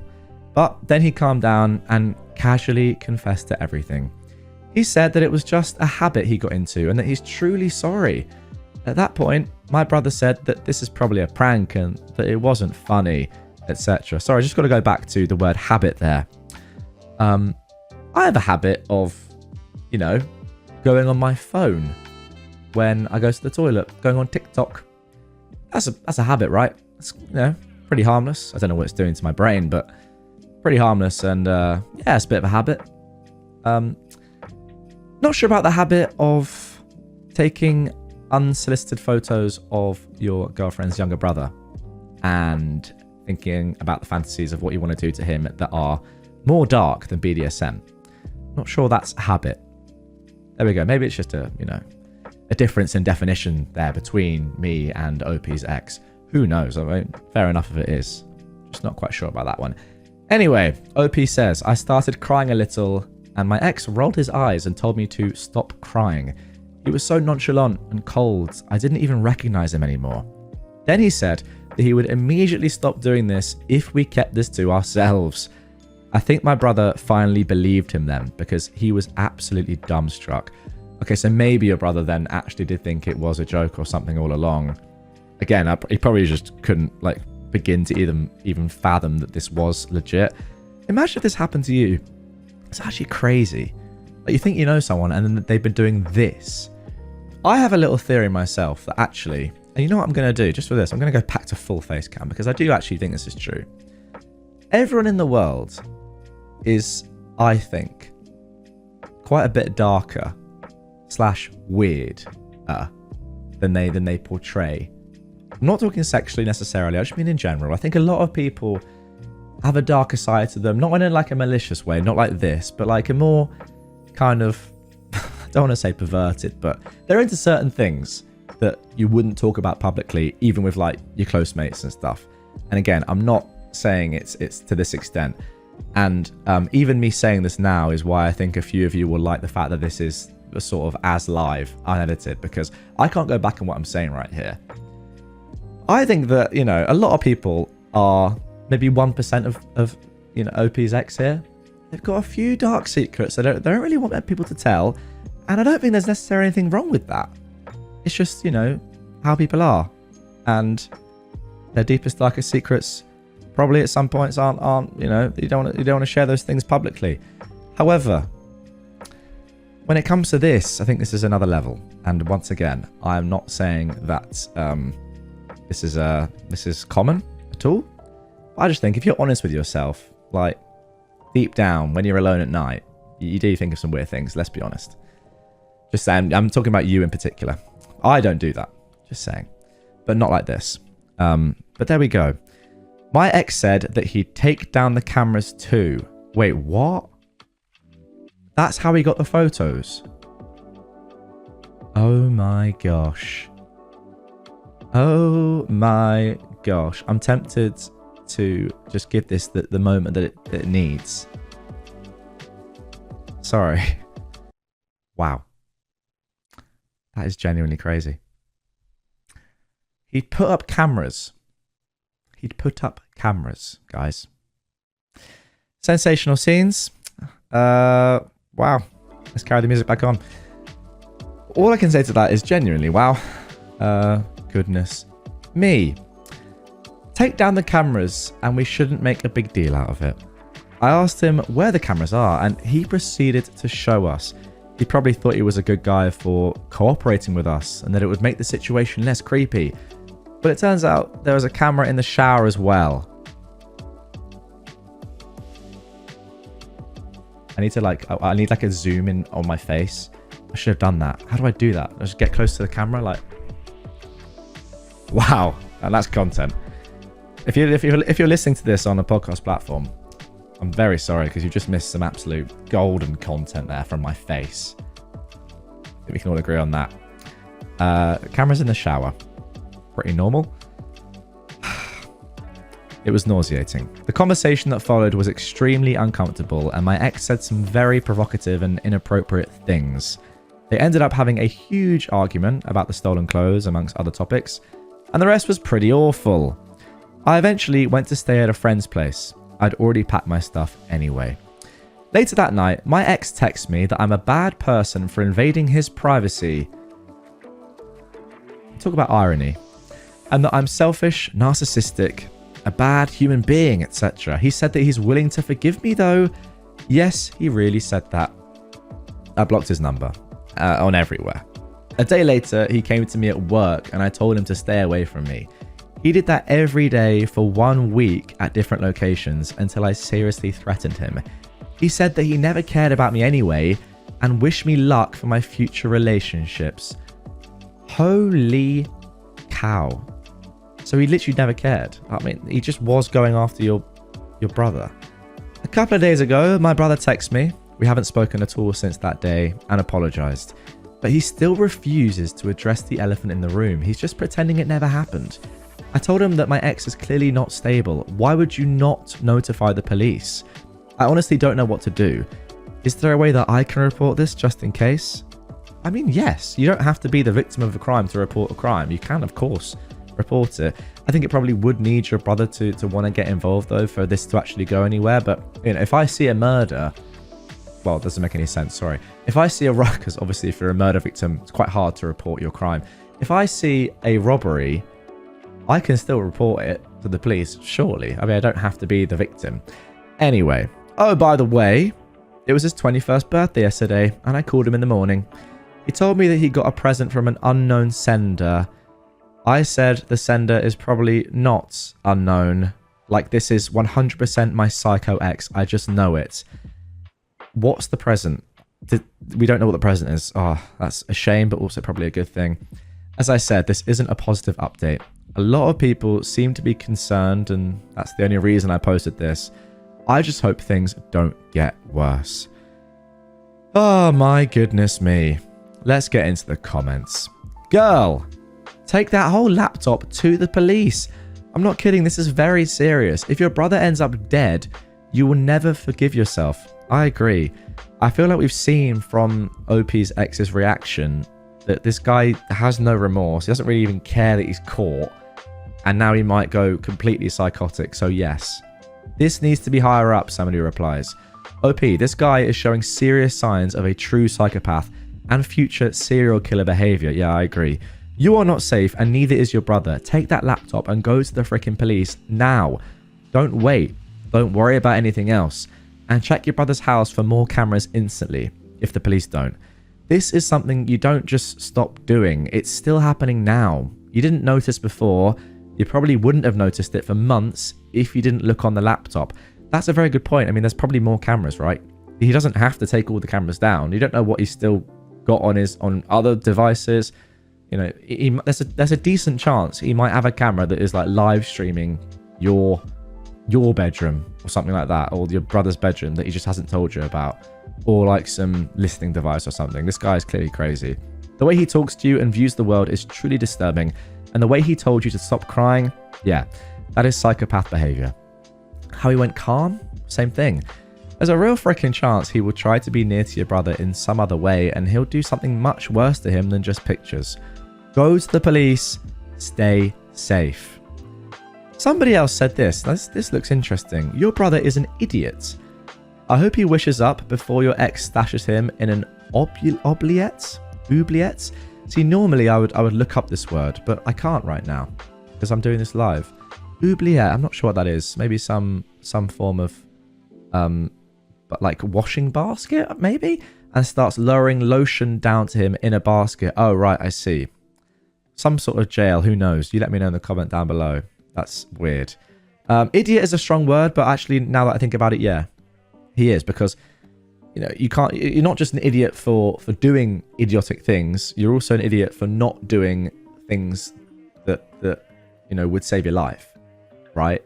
As in, if I didn't take medication for sepsis, I'd be an idiot. There we go. Final comments from that's just such a bad example, but also a good example. Would that be taken out if this was edited? Arguably not, actually. Probably would keep it in. Final comments from OP. I definitely won't post another update. This is the last one. And I forgot to mention it, but I have the laptop. He said that he was doing us a favor by letting us keep it. I mean, he didn't really put up a fight about it.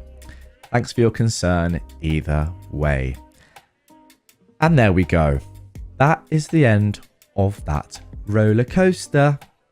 I don't really know what else to say other than what I've already said throughout that.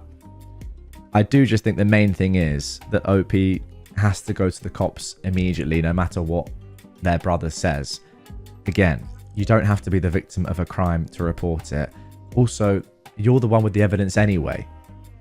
Also, surely your brother will be more pushed to actually like press charges or help out this ridiculous situation if you go to the police first and are like, look, the police have said that this is a real criminal case. My ex could be doing this amount of time with the right evidence. If you come forward as well, it will add etc onto the charges, whatever, onto the sentence. I don't think it would take much convincing, and I don't think it would take much time, to be honest, for OP's brother to get on side and be like, okay, yeah, this was super weird and we need to do this now. So there we go. Crazy stuff. And I'm not quite sure how to react. I think it's just the unsettling thing is the sort of psychopathic nature of this man, in that you guys had no idea what was going on. And by the way, I don't blame you for that, because that is the beauty of a psychopath. I say beauty very lightly there, but they can fit in very well. They can be very charming. They can get along with people extremely well. People often like them a lot. But underneath all of this, you have this obviously psychopathic underbelly, which is their true character, and only shows in certain situations, I suppose. Like the fact that he went calm there and was like locked in and just knew how to act and was like, you know what, I don't care that I've been caught. This. Stop crying, etc. I'll take the cameras down, whatever. It's not as if he was panicked and like, oh my God, I can't believe I got caught. Like, this is the definition of a psychopath. So, yeah, I mean, the main point is you got to go to the police. But there we go. My ex turned up last night drunk. Tomorrow is his wedding day. Should I tell his soon-to-be wife? I was with my ex for 2 years. It wasn't the best relationship, and we broke up because I moved for uni and just didn't want to be with him anymore. It's been almost 5 years since we broke up, and I'm engaged to be married with my fiance, who is absolutely my soulmate. Yesterday evening at around 10 o'clock, he rang our doorbell drunk. His bachelor party was in the city I live in, and he came to see me. When my fiance opened the door, my ex just started sobbing, saying that he couldn't believe he, my fiance, was real or something like that. We took him into the apartment because he didn't look dangerous. He just vocally vomited before he actually vomited in our bath. What I could gather is that he was still very hurt because of our breakup, that he thinks that we could have made it work, and he regrets treating me badly. He then threw up again and called an Uber to his hotel. It was very surreal. He was fine. We fed him waffles to sober him up and told him to write to us when he was in his hotel to make sure he didn't die or something. I was left with a weird feeling, almost dirty. I'm thinking of contacting his soon-to-be wife. Or should I call him to encourage him to tell that to his fiancée? Or should I not do anything and let this just be an anecdote for my future? Wow. Very, very interesting. I don't know about this one. I really don't. I personally think you have to tell her. You have to tell her. Because if you don't, then you know that he's going into this relationship, into this wedding, into this marriage, not fully in it, right? Like, he's still got regrets. Do you want to be married to somebody that has regrets over their past and that is still, like, as soon as they have a bit of alcohol, thinking about their ex? No. So I think you owe it to her to tell her. I know it's not your place, but also, like, put yourself in her shoes. Anyway, let's see what the people of Reddit had to say about this. Somebody said, wow, interesting. They said exactly the same thing I've just said. Put yourself in his wife's shoes. Would you want to sign your life away to this person? OP replied, I guess I'd want to know, but I would also prefer my partner to tell me that. Yeah, I agree. It isn't your place to tell her, and I agree exactly with your logic there. Tell him to tell her. But I would also say, like, look, if you don't tell her, then I'm going to, because she has to know. Somebody else said, well, would he tell her though? Like, why would he tell her? By telling her yourself, you risk not being believed or coming across as petty, but at least you know somebody tried to warn her. Now, OP left a little edit and a couple of updates below this. First of all, she said, thanks for all the feedback. It seems like Reddit is as split on this as I am. Just because this kept coming up, my main goal with telling her is not for them to break up. I don't want that. That's not why I would want to tell her. The reason for me telling her is solely that I would want to know if I was her. Nothing else. It's also not me bragging about him not being over me. That's not something I care about. And I wonder how some of you twisted it into that. Also, a tiny update. I decided that contacting the bride was the wrong move because we are not friends. However, I sent his sister, an old friend of mine, a message basically saying to talk to her brother because he appeared at my door drunk and distressed and to make sure he was okay. She thanked me for the message and apologized profusely because my ex had been apparently acting a fool for a few weeks now leading up to his wedding. She asked me if I was okay and if her brother had gone back to the hotel room because they couldn't find him. I told her he'd Ubered home and had written to us that he had arrived in his room at around 11:30 p.m. She thanked me again and I haven't heard from her since. Oh, and another update. His sister called me again to ask me if he'd come by or said anything about his whereabouts. Apparently he didn't show for the wedding. Oh my goodness. Apparently he didn't show for the wedding and nobody knows where he is. So me telling the fiance is now obsolete. Goodness me. Okay, so that update came, I presume, the next day on the wedding day. I forget that this is all happening very, very quickly and the night before the wedding. Jesus. All right, somebody said in the comments down below, you and your fiance handled every bit of this as graciously as anyone could expect. Contacting his sister was the best move you could have made. Somebody said, oh dang, he ran out on the wedding. That girl dodged a major bullet. And finally someone said, holy heck, the edits. I hope he's okay. Please update us if they find him. I mean, yeah, that is true. Like, it's not just that he ran out on the wedding. Nobody's actually seen him, I suppose, since he left your house, OP. So yeah, I hope he's all right. To be honest, it does sound, I know this is obviously like a crazy event and very, very distressing for the wife to be, but I think in the long term, it's probably a good thing these guys didn't get married. Anyway, 10 days later, we got this final update. Long story short, he bailed. He decided he did not want to commit to his fiancée, bailed, and days later called to break off the engagement. A few more details.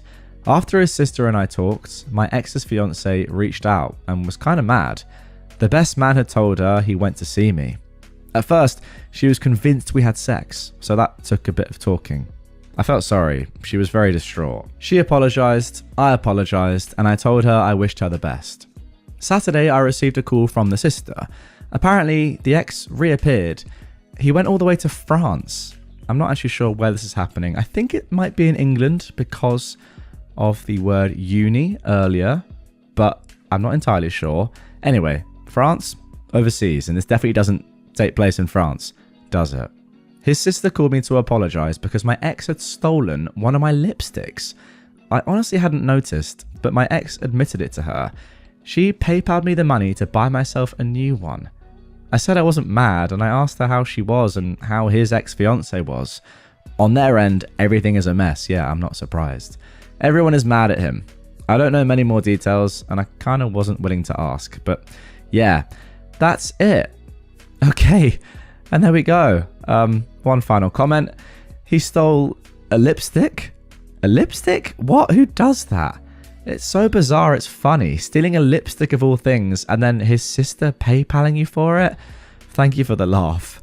OP replied saying, our guess is that he just grabbed the first thing he knew was mine that was small enough to fit in his pocket.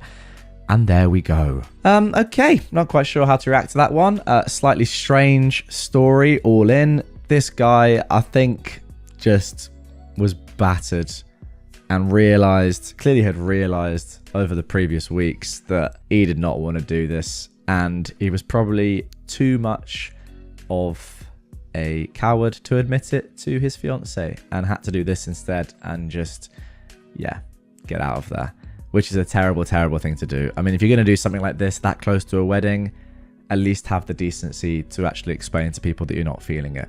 If you're not feeling it, yeah, it's pretty poor to do it that late, and I assume that everyone involved is going to lose quite a lot of money on the wedding, but it's at least better than just running away and then just, you know, on the day, the bride-to-be just being like, well, where's my fiance? Where's my husband? And just, you know, obviously being devastated. But yeah, there you go. As for stealing the lipstick, I don't know. This guy he's just gone crazy. He's just panicked, hasn't he? That's the thing. He's just panicked, and yeah, he needs some help, but he's also a complete jerk. Just from looking through the comments and OP's account, I think that OP lives in Germany, or at least is German. So safe to assume that this wedding was taking place in Germany, and that, yeah, her ex just fled across the border into France.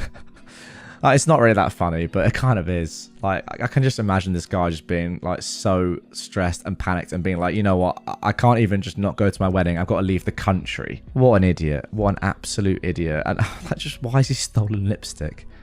Again, like, as I said earlier, I feel like this is a good man to dodge from I hope now his ex. But doing it in this way, absolutely shocking. My husband got fired for harassing a co-worker and won't talk to me about it. I am a 36-year-old woman, and my husband, Charlie, who is a 41-year-old man, and I have been together for 10 years, married for 6. We've had our ups and downs, but we're currently in an up. He's never done anything like this in the past, so it came out of left field for me, and I'm very much shocked and at a loss here. Charlie is a computer programmer and was a senior engineer at his former company, where he'd worked for 4 years. He'd never had any trouble with co-workers, and we're both friendly with a few of them, mostly other men and their wives. On Friday of last week, he came home at around 11 AM and told me he'd been fired. He was really upset and agitated, and I didn't want to push him about it. But he told me that they'd said he was harassing a co-worker and was therefore fired. So the information I've been able to get out of him is this. The co-worker is Beth, a junior engineer who he's never mentioned to me before. He said she's, quote, terrible at her job. Beth slept with a senior engineer we're both friendly with, Darren. Darren wasn't involved in the harassment, wasn't fired, etc. The company's lawyers were there, and among the things they told him was that Beth could have pressed charges, but chose not to. Something happened with her car, but he won't say what. His exact words were, there was something with her car. And finally, he was escorted off of the premises and is not allowed back in the building to get his belongings, and instead has to arrange with security to pick them up after business hours. As far as anything else goes, he won't give me any details. He isn't interested in seeing a lawyer because he says that everything is legal. He's basically admitted to, quote, sending Beth some emails, but he won't say what they said or anything like that. I don't know if Beth sleeping with Darren had to do with it, but the fact that he gave me that detail makes me think it does. I'm not sure how that relates. Darren is a very nice single man who's in his late 20s and approximately the same age as Beth. My mind is running wild here. Charlie has been depressed and withdrawn all weekend. He won't talk to me about it, and he won't talk much in general. I work remotely, so I was home all day with him, and he played video games all day and then went to bed at 6 PM. The fact that he won't tell me anything and isn't interested in seeing a lawyer makes me think that it's bad, and it makes me worry that everything is true and not just a misunderstanding or a small thing blown out of proportion. He has never been flirtatious with other women or cruel to them, and he's also never said anything bad about other women engineers that he's worked with. I don't know what to do here. My instinct is to be supportive of my husband, but I don't know what kind of behaviour I'd be supporting. I don't want to run to his co-workers we know and ask them, since they're more our friends than my friends, and while we spend time together at get-togethers or bars, I'm not close with them. In an immediate sense, I don't know what to do about helping someone who is so depressed and won't talk to me. Okay, there we go. That is it for the original post. I completely get what OP is saying. You want to back up your husband here, of course you do, but you don't know what he's done. Can you support someone when you don't know what they've done? I'm not entirely sure, even if they are your husband. If he's not giving you the details, then that's not really your fault. Anyway, let's jump into some top comments before getting into the update for this one. Somebody said, I would tell him you have to assume the worst if he won't be honest with you. I've got to say, he must have done some bad stuff to be escorted off the premises with no warning like that. Either he was hating on her and went over the top, or he tried to F her and went over the top, or he tried to F her and then hated on her. Okay, I suppose, maybe, but I'm not sure about sort of guessing what he's done either. It's one thing him not telling you, it's another thing trying to work out what he might have done.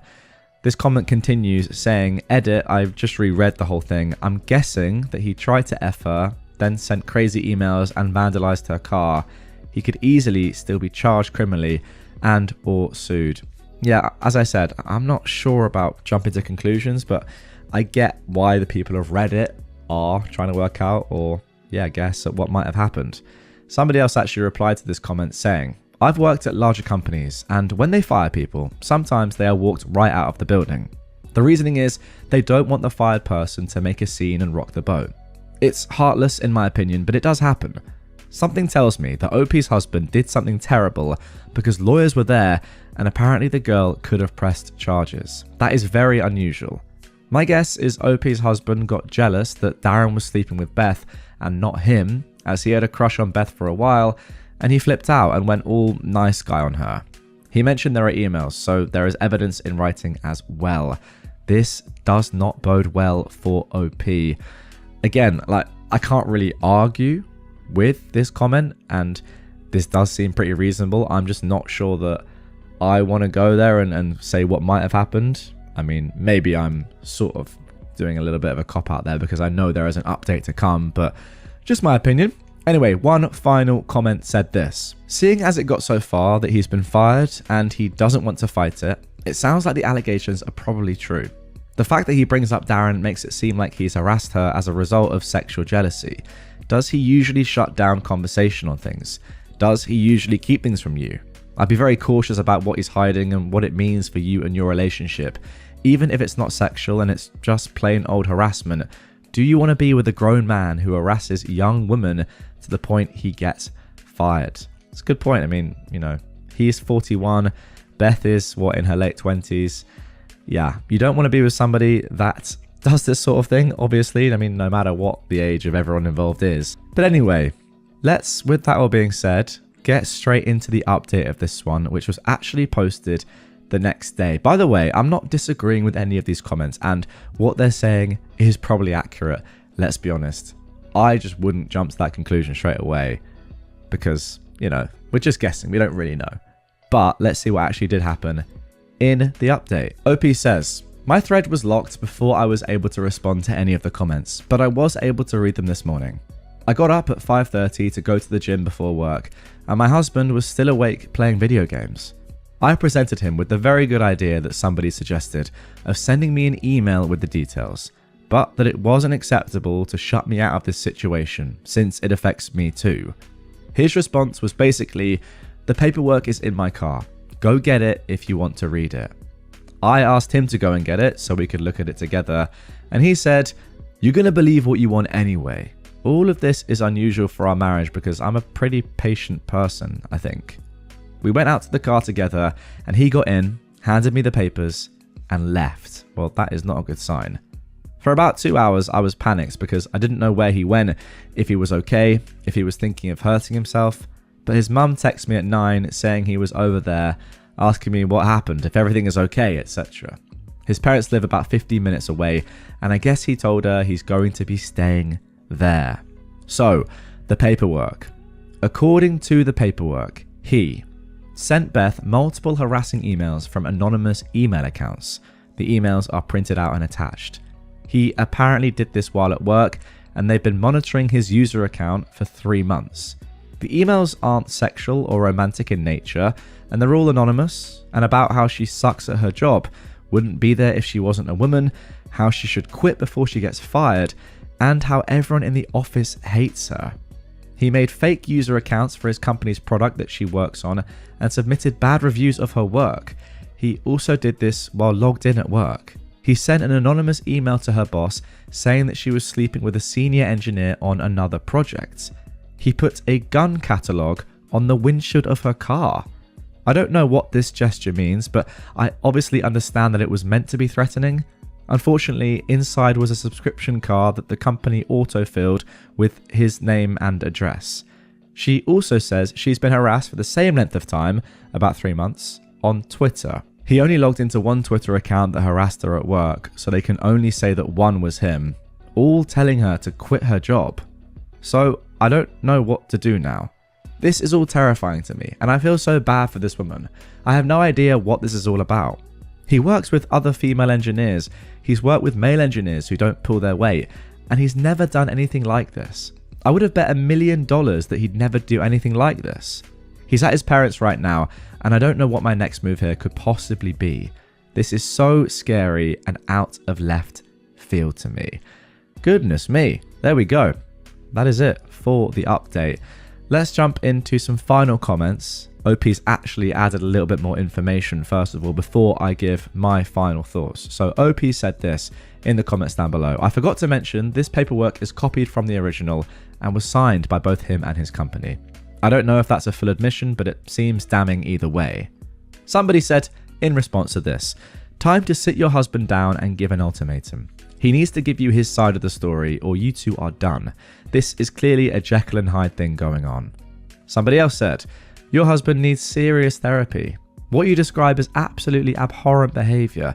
If he is unwilling to get help about this or do anything to convince you that he understands how wrong what he did is, you should seriously consider getting as far away from this man as you can.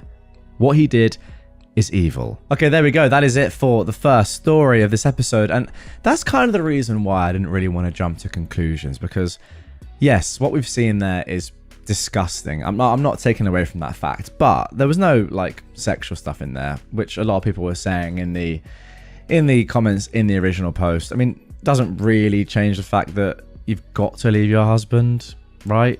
Like, what is he doing? Also, why is he doing this? This is the main thing that's just so weird. Like, what's happened here in his mind for him to do this? To be honest, it doesn't really matter, but you can't be with someone like this. If he's doing this to a younger woman, I mean, you're a younger woman than him, so who knows? He could easily at some point in your lives together act like that with you. It's too scary, right? You got to get out of there. The cyber harassment is one thing, but leaving your name and address in a gun catalog that you put on someone's car, I mean, leaving the name and address is stupid, but a gun catalog on someone's car? Now, I'm not entirely sure whether that's like him saying to her, I'm threatening you with, a gun, or perhaps he wanted that to be found by, another member of staff on her car. Depends what sort of state this is in. Like, if that happened in the UK, it feels like he might have been trying to set her up a little bit. But all the comments, and I presume all of you guys are saying that no, actually, like, that's just threatening that, he wants to shoot her or something, which is just crazy. Like, again, I know I've said this so many times on the channel, but it's so weird to me how some people can seem so normal. Like, you've been together with this guy for 10 years, married for 6, OP.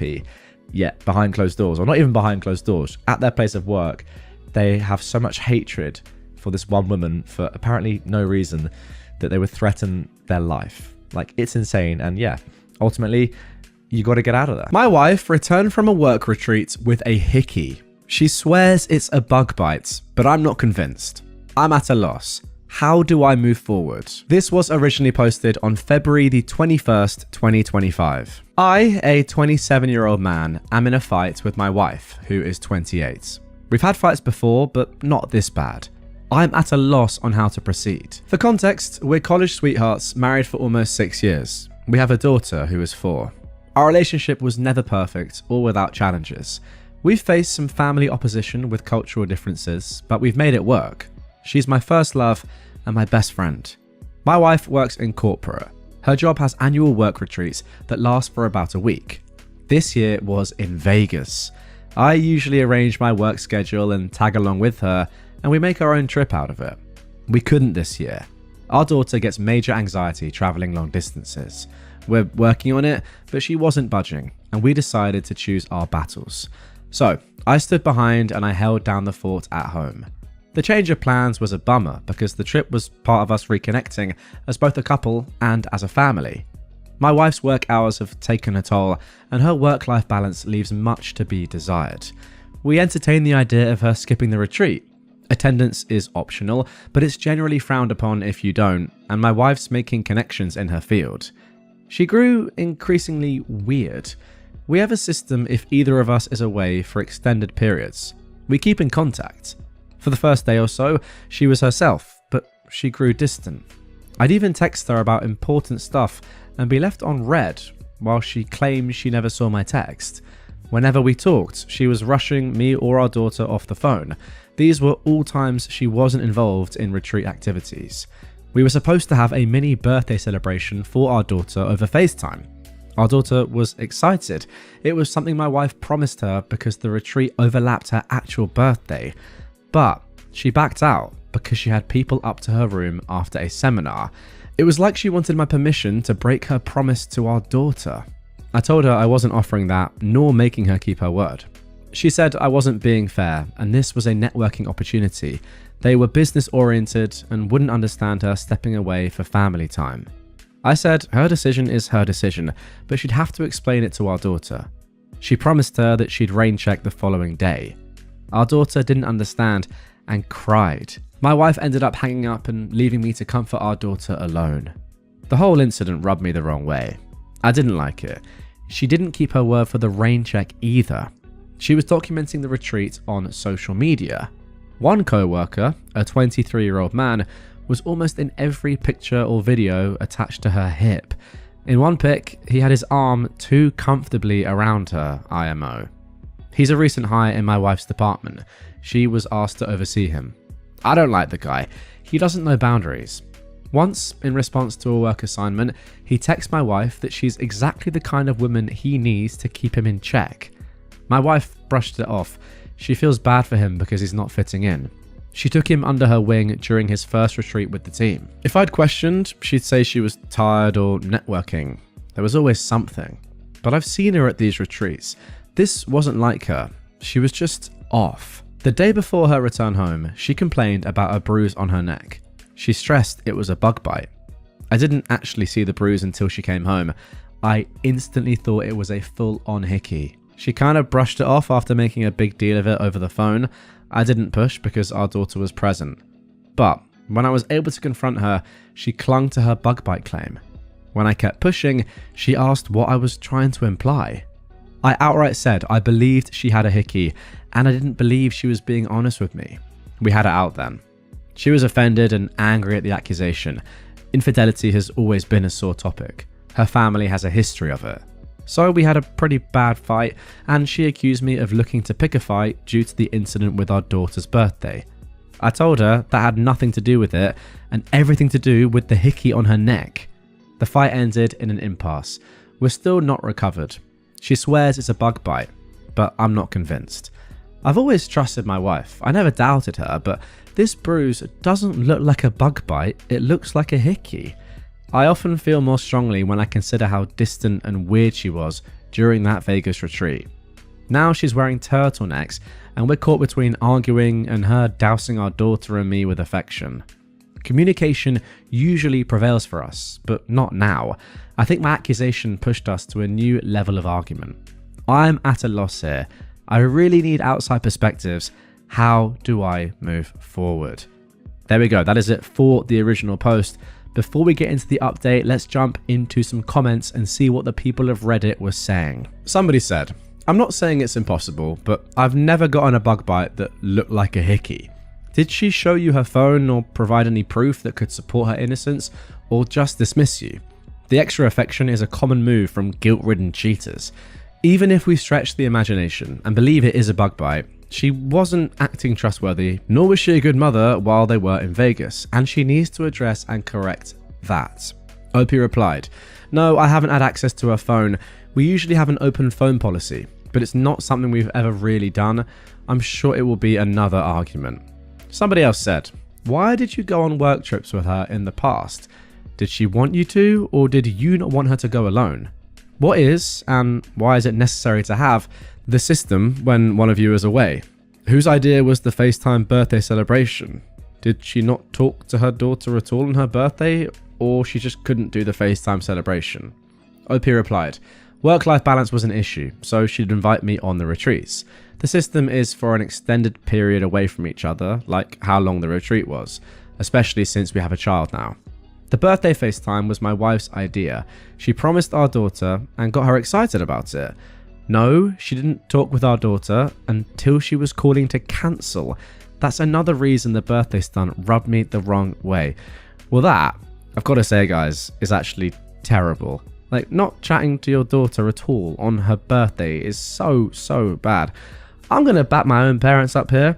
My parents never missed one of my birthdays ever. Like, they would make sure, even if there were work trips and stuff, they wouldn't go if it was on my birthday. So, first of all, respect to them. Actually, just last year, I think, was the first time that my dad wasn't there on my birthday, I believe. And I'm 26. So, you know, there's two ways of doing it. And by the way, I've been away on my birthday without my parents, but, you know, they want to be there, which is pretty nice. And it's definitely not like this mother. Anyway, OP then responded to a deleted comment saying, yeah, you don't get to disconnect from being a parent, especially to a minor, for extended holidays. You certainly don't ghost them on their birthday. And when you promise to do something special for them and got the child excited about it, and then just hang up on them while they're crying. To be honest, I don't even think the FaceTime is special at all, but there we go. I'm not insecure, OP says. My wife's gone on the retreats before. We both work outside the home and have the caring for our daughter, so it's not an imbalance. My wife's work-life balance is out of sorts. She's in the company of other adults plenty. I've been with my wife on these retreats and other social events. I know how she is. She was off this entire trip, And it wasn't appreciated, her entertaining a co-worker who ignores boundaries, and the fact that he had his arm wrapped around her waist like he was claiming her or something. I trusted her when she said she had a bug bite. I got things to help her treat it for when she returned. It was only after I saw the bruise in person that there was no mistaking it was a hickey for me, and I questioned her on it. Okay, then a week later, we got the following updates. Things are a roller coaster. I'm trying to process. It took a while for my wife and me to have any real conversation about the bruise on her neck. We were stuck between arguing and her showering our daughter and me with affection. I rarely saw the bruise because she was turtlenecked up, but I did note the healing process from reddish purple to yellow. There wasn't any more discussion about the Vegas retreat. She made it clear she was done talking about it and that she shouldn't need to defend herself to her husband.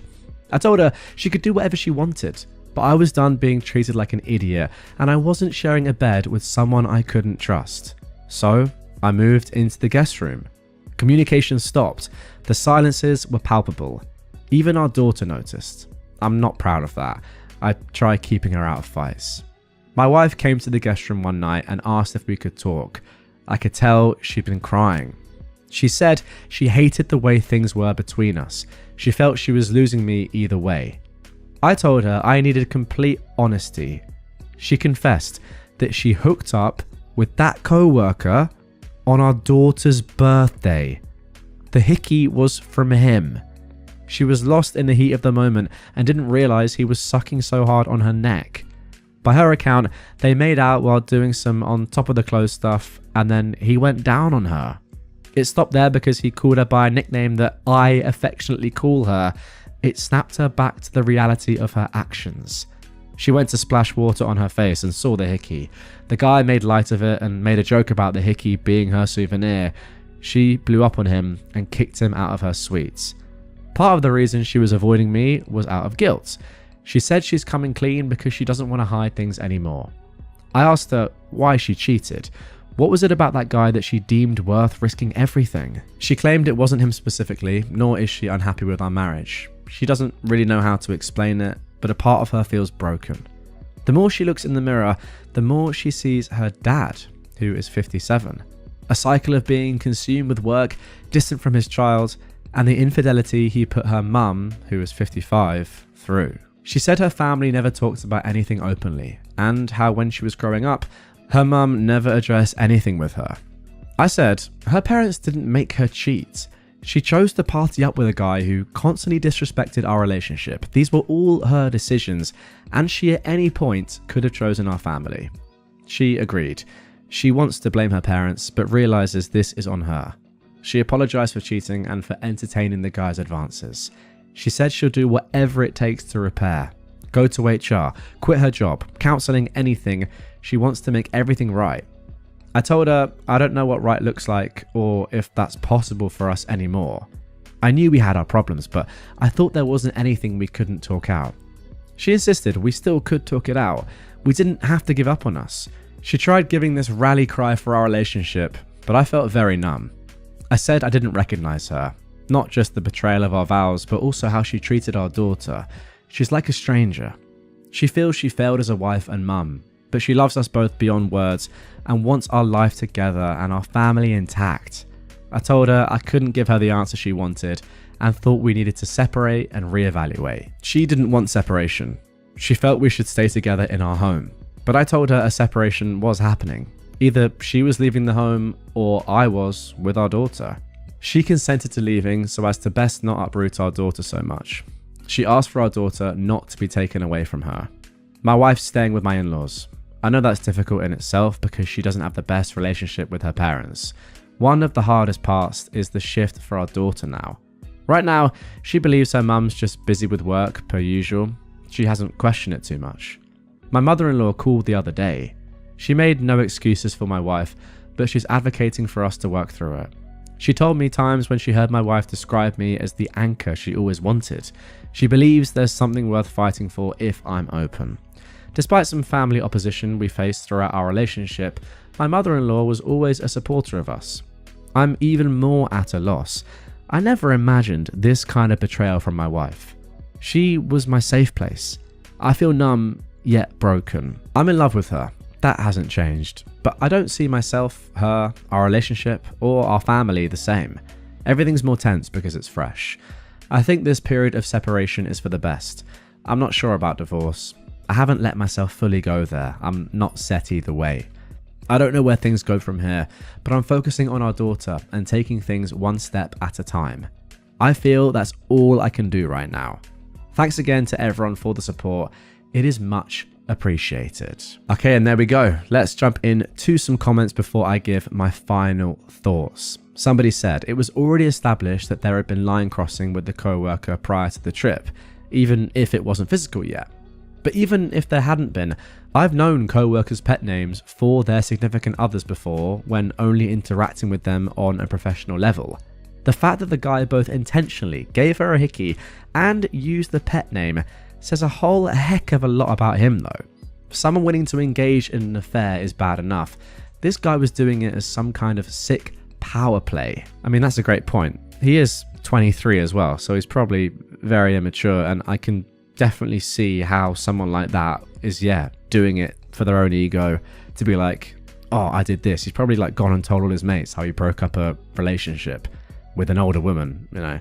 Some people like that do exist. Now, somebody replied to this saying, it is also possible that it's something super common, like honey or baby, but OP said no, it's actually a specific nickname. It's not derived from her name or anything. It just summed up things I loved about her in one word. Apparently, he turned it into a sexual context. I mean, I don't want to get too far away from the real villain of the story, who is your wife, but this guy is awful.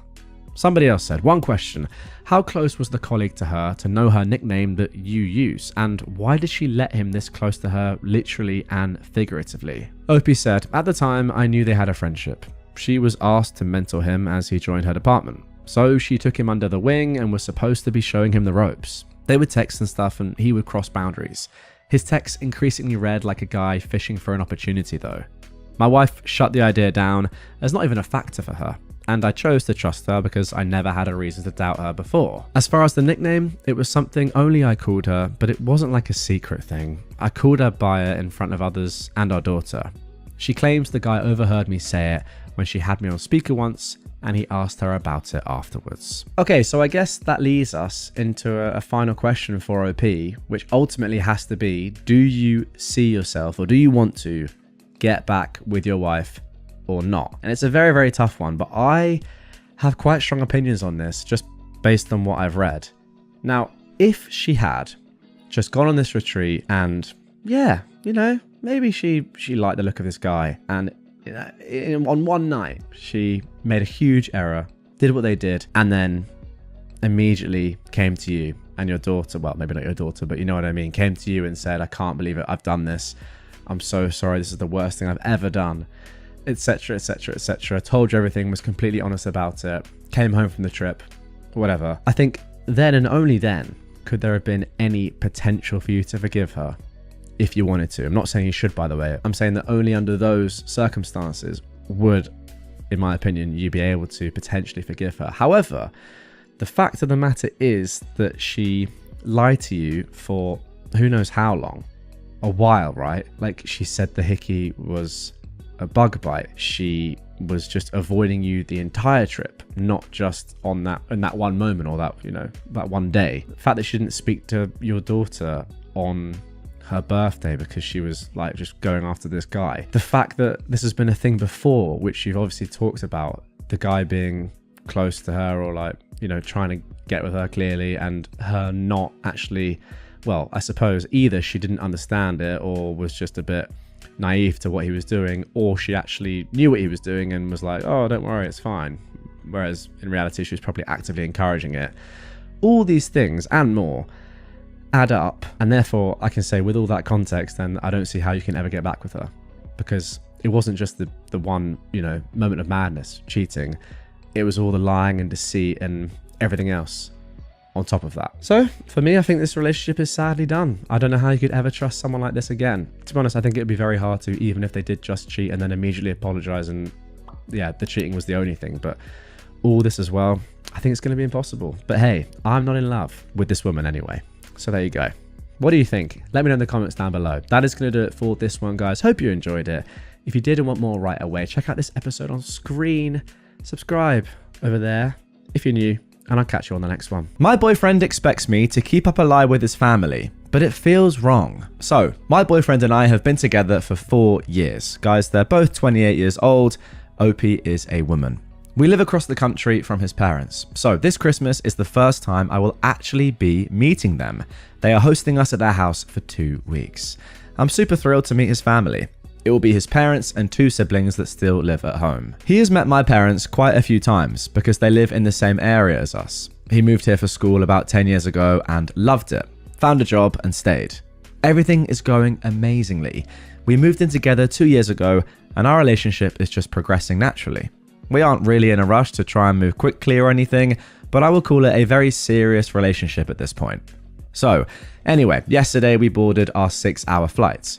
He seems a little bit nervous and fidgety, but I know that he doesn't fly very much, so I attributed it to that, and I told him I was there for him if he needed anything, to comfort him, and to let me know if I could do anything to calm his nerves. He said it was fine, and we were having a pretty good flight. Now, partway through the flight, he grabs my hand and tells me he wants to tell me something. He tells me that his parents think that we are a fairly new relationship. They don't know that we live together. They don't know that he is close with my family. He told them that we met at work, when in reality we met at school years ago. We had a lot of the same classes and met in school, but we stayed friends for a long time. He tells me that they think he lives in an entirely different city. He lied to them about what degree he has, and they think he has an entirely different job. He told me that a few white lies about making his parents happy so they'd keep sending him money during school snowballed into not knowing how to tell them, and he pretty much has a totally fake life in their eyes now. He told them that I work in the same field as his fake job, even though I don't. He gave them a totally random family backstory on me. He really wants me to keep up appearances with the stories he told them over this holiday because he doesn't want to make a big scene and be embarrassed about having to lay it all out, and would prefer to wait until we get home again to tell them everything. I feel extremely uncomfortable with this, and I was honestly pretty shocked. I've said hello to his mum on speakerphone conversations, popped in for a Skype hello when they were chatting, and honestly, I had no idea that he had made up a huge story about us and me. I realise now that I've only actually spoken to her in the last year, which is how long his family thinks we've been together. It makes me feel like I can't trust him. He promised me that this is the only thing he's ever lied about. He said he lied about it because he wanted his parents to be happy with his decisions and wanted them to think he was making the choices they wanted for him. Would it be reasonable to assume that these are the only lies he's told and he hasn't fabricated anything within our own relationship? He never told me they didn't know anything about us. He always just made it seem like they did. I'm not really sure where to go from here or how to tell him that I don't want to do this. His parents paid for our tickets. Would the nice thing to do just be to close my mouth and let him sort this out on his own when we get home and just play along? I don't know what to do. We got here yesterday and everyone is fabulous, but so far I've just kept my mouth shut about everything. The first big family dinner is tonight, which I expect is where most of the conversation about us and what we do is going to come up, and I'm not sure how to handle it. Oh my goodness me. What a web of lies your boyfriend has constructed, OP. Right from the very beginning, this has all been leading to this moment, I feel like, and just getting worse and worse and worse. This is why these white lies that you start off with that you think are harmless, if you don't sort of deal with them pretty soon and sort of swallow your pride and admit to the facts, or just be honest with whoever it is, then you can become absolutely tangled in this web like OP's boyfriend is now. It's insane. And you know what? Like I would never do this myself, but I'd be lying if I said I'd never told a white lie before, maintain that white lie to, for my pride, or just so I don't get found out. And then it becomes a bigger thing, which actually you're like, well, I've got to keep this up because I've already said this lie in the past, but now it's way more intense and way more than I ever thought it would be when I just said that white lie at the start. This is like the ultimate version of that where, 4 years of lies. It's crazy. What I would say from your perspective, OP, is you have just got to say to your boyfriend, this is all on you. I'm not going to lie for your sake. I'm just not going to. I'm going to tell the truth the whole time because that's who I am as a person. And if you want to maintain this lie while I'm saying the opposite, that's on you. And this is your family, so you're going to have to deal with the consequences. You can do whatever you want, and the way you act in this dinner and with your family and me in general is up to you, of course. But, you know, I'm going to tell the truth. And if you want to keep lying, that's on you. Now, I think you say that to your boyfriend, and then your boyfriend has a choice to make. Does he maintain this lie and, yeah, just become even more of a coward? That's ultimately what he's doing. And I get it. Like, he's put himself in this position, but he's done it to try and appease his parents over the years, and now it's just got too big for him. But what might happen at this dinner? Like, you say, or your boyfriend's parents ask you, "Oh, how's your job going?" You just say what your actual job is, and then just be honest. They say, "Oh, hang on, but we thought your job was this." You say, "No, it's this." Then you see how your boyfriend reacts. If your boyfriend then says, "Wait, hang on, honey, no it is, that's not your job, blah blah blah," and he still wants to maintain this lie, then that's a question about your relationship with him ultimately. And you think, do I want to be with somebody that's lying about my job to his family? No. If he then at that moment comes clean and says, this is what's been happening over all these years, then there you go. The risk that you take by going along with this lie for now is that I know he said that when you get back, he'll come clean and he'll tell his family over the phone. He might not do that. And in fact, I would say that he's probably not likely to do that. It's been such a long time anyway, right? It's been 4 years. Why now? If anything, like, this could go on forever, indefinitely. I think it's up to him what he wants to do, but you have got to tell the truth if that's what you want to do. Those are my thoughts. Let's see what the comments on Reddit were saying. And of course, we've got an update to come for this one as well. Somebody said, and they quoted this, "His parents paid for our tickets. Would the nice thing to do just be close my mouth and let him sort this out on his own when we get home and just play along? Well, actually, why would continuing to lie to these people be the best way to repay them for your flight? That's a good question." OP replied, "I just meant that I don't want to be the reason there's a huge blowout if this is something that I should be letting him keep between them, the people directly affected. I didn't mean I want to thank them by being a horrible person." I get what OP's saying. Like, they pay for you to come out there, have a good time. If you are the one that tells them, I suppose, that their son's been lying, then you, I guess, are the reason why the trip's not going to go well, even though you're obviously not. It's actually just their son. Somebody else said, "I don't think you can ever trust your boyfriend again. He's lying because he's afraid to disappoint his parents, and there's no reason he wouldn't do the same to you. If he gets fired from his job, he might just pretend he's still going to work every day and never tell you. If he cheats on you, he'll never admit it. If he goes into debt, he'll keep it secret and pretend everything is fine while it continues to get worse. He didn't tell you about the situation with his parents until the last minute when he had no other option except the option to come clean, which he didn't take. That is the level of truthfulness and integrity you can expect from him. He'll lie to you when it makes him look better or to cover for one of his previous lies, and he'll tell you the truth when he's all out of other options." That is a great comment, and I'd actually forgotten what OP said. Is this an indication of what else he might do, what else he might lie about? And I think I have to agree with this comment. Yes. If he's willing to lie to his parents, he's definitely willing to lie to you, and that is very, very worrying. OP replied, "It's really hard to swallow that. I do see what you're saying though." The same person then said, "I'd be more understanding if his parents had impossible standards that he could never live up to, and he had to lie to them to just maintain his peace and sanity. But that's not the impression I'm getting. It sounds like he's been lying about a lot of things for a long time, and he still thinks he can get out of it by telling more lies. I would tell him to come clean with his parents before dinner, because you won't cover for him. If he does it and actually faces the consequences of his lies for once, maybe he can learn something from this and change his ways." Great comment once again from this user. OP said, "Yeah, that's true. And yes, his parents weren't expecting a surgeon or anything. They think he teaches, but he's an architect. It's still an... Wait, sorry. They think he teaches, but he's an architect. Being an architect, in the UK at least, is one of the hardest things to be. It's extremely challenging to qualify as an architect.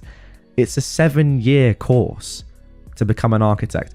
That's insane. Why does he not feel comfortable telling his parents that? Yeah, being a teacher is great, but it's harder to become an architect. Like, just statistically. That's just the facts. Anyway, OP continues, "It's still an awesome profession and in no way lesser than a teacher, so I don't understand it at all. I think I'll have to tell him. Either he has to come clean or I'm answering honestly at dinner." Great. I completely agree with all of that. Somebody said, yeah, that is weird. I feel like most people think of an architect as being more prestigious than a teacher. OP says, exactly. I wouldn't say necessarily more prestigious, but equally as like respectable as a career choice is definitely what I would say to that. As I said, it's very hard to become an architect. I actually did an internship at an architect firm a long time ago now, and those guys work very hard, and as I said, it takes 7 years to even qualify as one. Finally, somebody said, what I don't understand is that the guy is an architect when his parents wanted him to be a teacher. How can he think so poorly of his own parents who paid for his education to assume they wouldn't respect his choices? Unless they're crazy strict or abusive, I don't understand why you would conceal so much. OP replied, yeah, it's a fabulous job and he has wonderful parents. I'm sure they'd be incredibly proud. His younger sister is a McDonald's manager and they treat her promotions as they would if she had just made partner at a law firm. There's no way they'd be disappointed. I feel so frustrated at him, and honestly, I feel betrayed for his parents. They paid his way. It's so frustrating to feel trapped in this situation. Very, very interesting stuff. I've already given my thoughts, so let's get straight into the update. There are actually 2 updates here, but let's get into... Actually, there are 3 updates. Sorry, but let's get into the first one. So, I decided to tell him that I won't be perpetuating the lies, but I won't outright say anything because I don't feel like it would be appropriate for me to be the reason that everything blows up. I actually decided not to go to the first family dinner, and I'm unsure if I'm going to stay at this point, but I don't really know what to do. I didn't pay for the ticket, so I feel really horrible about seeming ungrateful, but I got a hotel for 3 nights just to figure out what I'm going to do. I'm still thinking because everything is just so intertwined and complicated, our bank accounts, our rental agreement, etc. So apart from the fact that I want to make this relationship work because I love him, it's also not really simple enough for me to just break away and leave. I want to work this out for everyone and figure out how to help him tell his family before we go. Anyway, I'm so sorry I'm so late for updating, but I'll update again when I have a more concrete plan. His family is amazing, and I feel wretched about everything. This is the thing that's so interesting to me, as another commenter said. If his family and his parents were just like unbelievably pressurizing on him and just like they had the most unrealistic expectations of what they wanted from their son, I would understand his actions a lot more. But it seems like they're not at all like that. I mean, the thing with his sister's job kind of just shows that. Anyway, the next day we did get an update. Okay, I think we have come to what will hopefully be the start of a resolution. So, I told his mum that I was so incredibly grateful for her generosity so far, even just one day into the trip, which is why I actually needed to take some time away and stay at a hotel for a few days, because staying with her didn't feel right until we cleared up some serious personal issues that have just come to light. I talked to my boyfriend and we decided on a plan. Tomorrow morning, his mum and dad are meeting us in a restaurant in the hotel. I offered to take them to brunch to discuss everything. I told him and his mum, separately, that I really want to be a part of this family, and for that to happen, we all need to have a big conversation. The plan is, at brunch, my boyfriend is going to lay everything out on the table. I'm going to explain to them that I didn't even realize the lies that had been going on, and I wasn't comfortable staying there and lying to their face, and that I just found out about this the day we landed. I wanted to make sure that my boyfriend resolved this with them, because from the moment I found out, I felt horrible, and I wanted to get off on the right foot with them. We both wanted to make sure that my boyfriend came clean while we were here. When I was talking to my boyfriend, there were definitely some tears, and I think he's going to feel so much weight off his chest when we finally talk about this. I really don't think he wanted or intended for this to happen. I don't think he would have brought me here if he wasn't okay with the truth eventually coming out. I will definitely update when the conversation happens. Thank you so much for the advice and support, everyone. Okay, now before we get into the third and final update, I just want to have a look at some comments. Somebody asked, is this a cultural thing maybe? I know some ethnicities get so much trash from parents, kids learn to just lie reflexively. Of course, you should break up, but since you don't want to snoop on his actual life, he's likely lying about what he's lying about. OP replied to that saying, I don't think so honestly.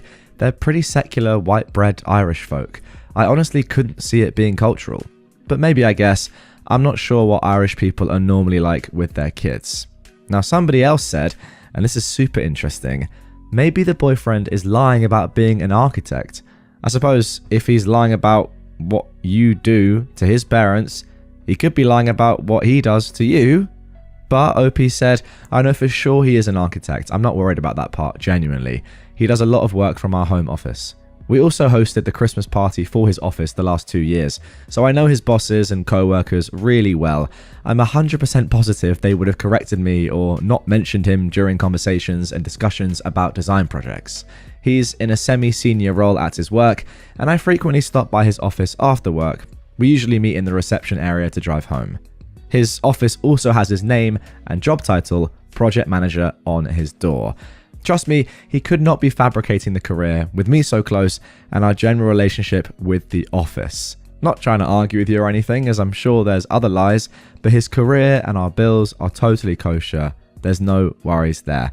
Imagine if your boyfriend had gone through that unbelievable amount of effort to lie about being an architect as well, and had hired some actors for your Christmas parties, had hired a reception area, and made a sign with his name on it and project manager. That would be elite, but sadly that's not the case. OP continues, I'm an industrial designer and I'm familiar enough with the career and I've worked long enough in the field that I would catch a lie about his work pretty instantly. My guess is that it's something to do with his parents funding him and assuming he has an education degree because that's what he told them he was taking for some reason. Whether he knew right away that wasn't what he was going to do or he changed once he got to school, I honestly have no idea. We hadn't met at that time yet. That's the reason it's so strange and frustrating for me, because he has a fabulous career. These are the things that ultimately right now that you know that he's been lying all this time, you need to work out and you need to ask him about. Okay, so this is the final update posted 2 days later. It feels like so much to have to type out, so I'm going to try to condense it to be as straightforward and simple as possible. Basically, the brunch went really well. I was very impressed by my boyfriend. He was actually really forthcoming and laid pretty much everything out. He apologized to me and his parents, and he gave me an opportunity to tell them anything I wanted to tell them about my actual family, my life. They were really interested, and it was really refreshing just to start to get to know them on an honest level. He basically came clean about absolutely everything, including some other personal stuff that I didn't even know about that he had told myself and them. He apologized and promised he was going to take steps to earn our trust back, including therapy. It really actually felt like it brought us closer together. His parents were quite hurt and initially upset, but I think it really did a lot for what they thought of me as a partner for their son and future daughter-in-law, which I'm really happy about. They were really supportive in the end and told him that basically at the end of the day he is still loved and they will just have to start building that trust up again. I'm going to continue staying at their house now, and they will tell his siblings together. I actually ended up sitting down for a cup of tea at their place with his mum, and she did explain to me that she's going to talk to him privately about the pressure he might have felt to lie to them, because I guess they realize now that they put more pressure into him than any of the other kids, because he was originally going to follow his dad's footsteps as an English teacher. She told me that she really likes me, and she hopes it doesn't affect my view of their family or her son. She thanked me for pushing for the honesty, and she can't wait for the opportunity to get closer to us. My boyfriend also seems so much more open to having conversations about coming back and having them come stay with us. It really worked out in the long run for me to not make any hasty decisions, because I'm really happy with how this turned out. To me, it just seems like just mistakes on both ends that culminated in a really bad choice on his end. Thank you again, everyone, for the advice. Okay, and there we go. That is the end of that story. A good ending, to be honest. I was slightly worried that this wasn't going to be resolved, but it sounds like it has been, and you guys are going to be able to move forward from this. And yeah, everything's going to be good, which is sweet, because it would be a shame if this was like a really big character trait of your boyfriend, that he was just too scared to tell the truth, or didn't tell the truth often for whatever reason, and you weren't ever able to trust him again. Obviously, like, you're still going to have to build trust in him, as are his parents. But yeah, the fact is, at least he's now owned it. You helped him massively, of course, but what he's just done there is the hardest bit. Now it should be a lot easier. And hopefully as well, now he'll think, well, I'm never doing that again. Look at that web of lies that I got tangled in. That was horrible.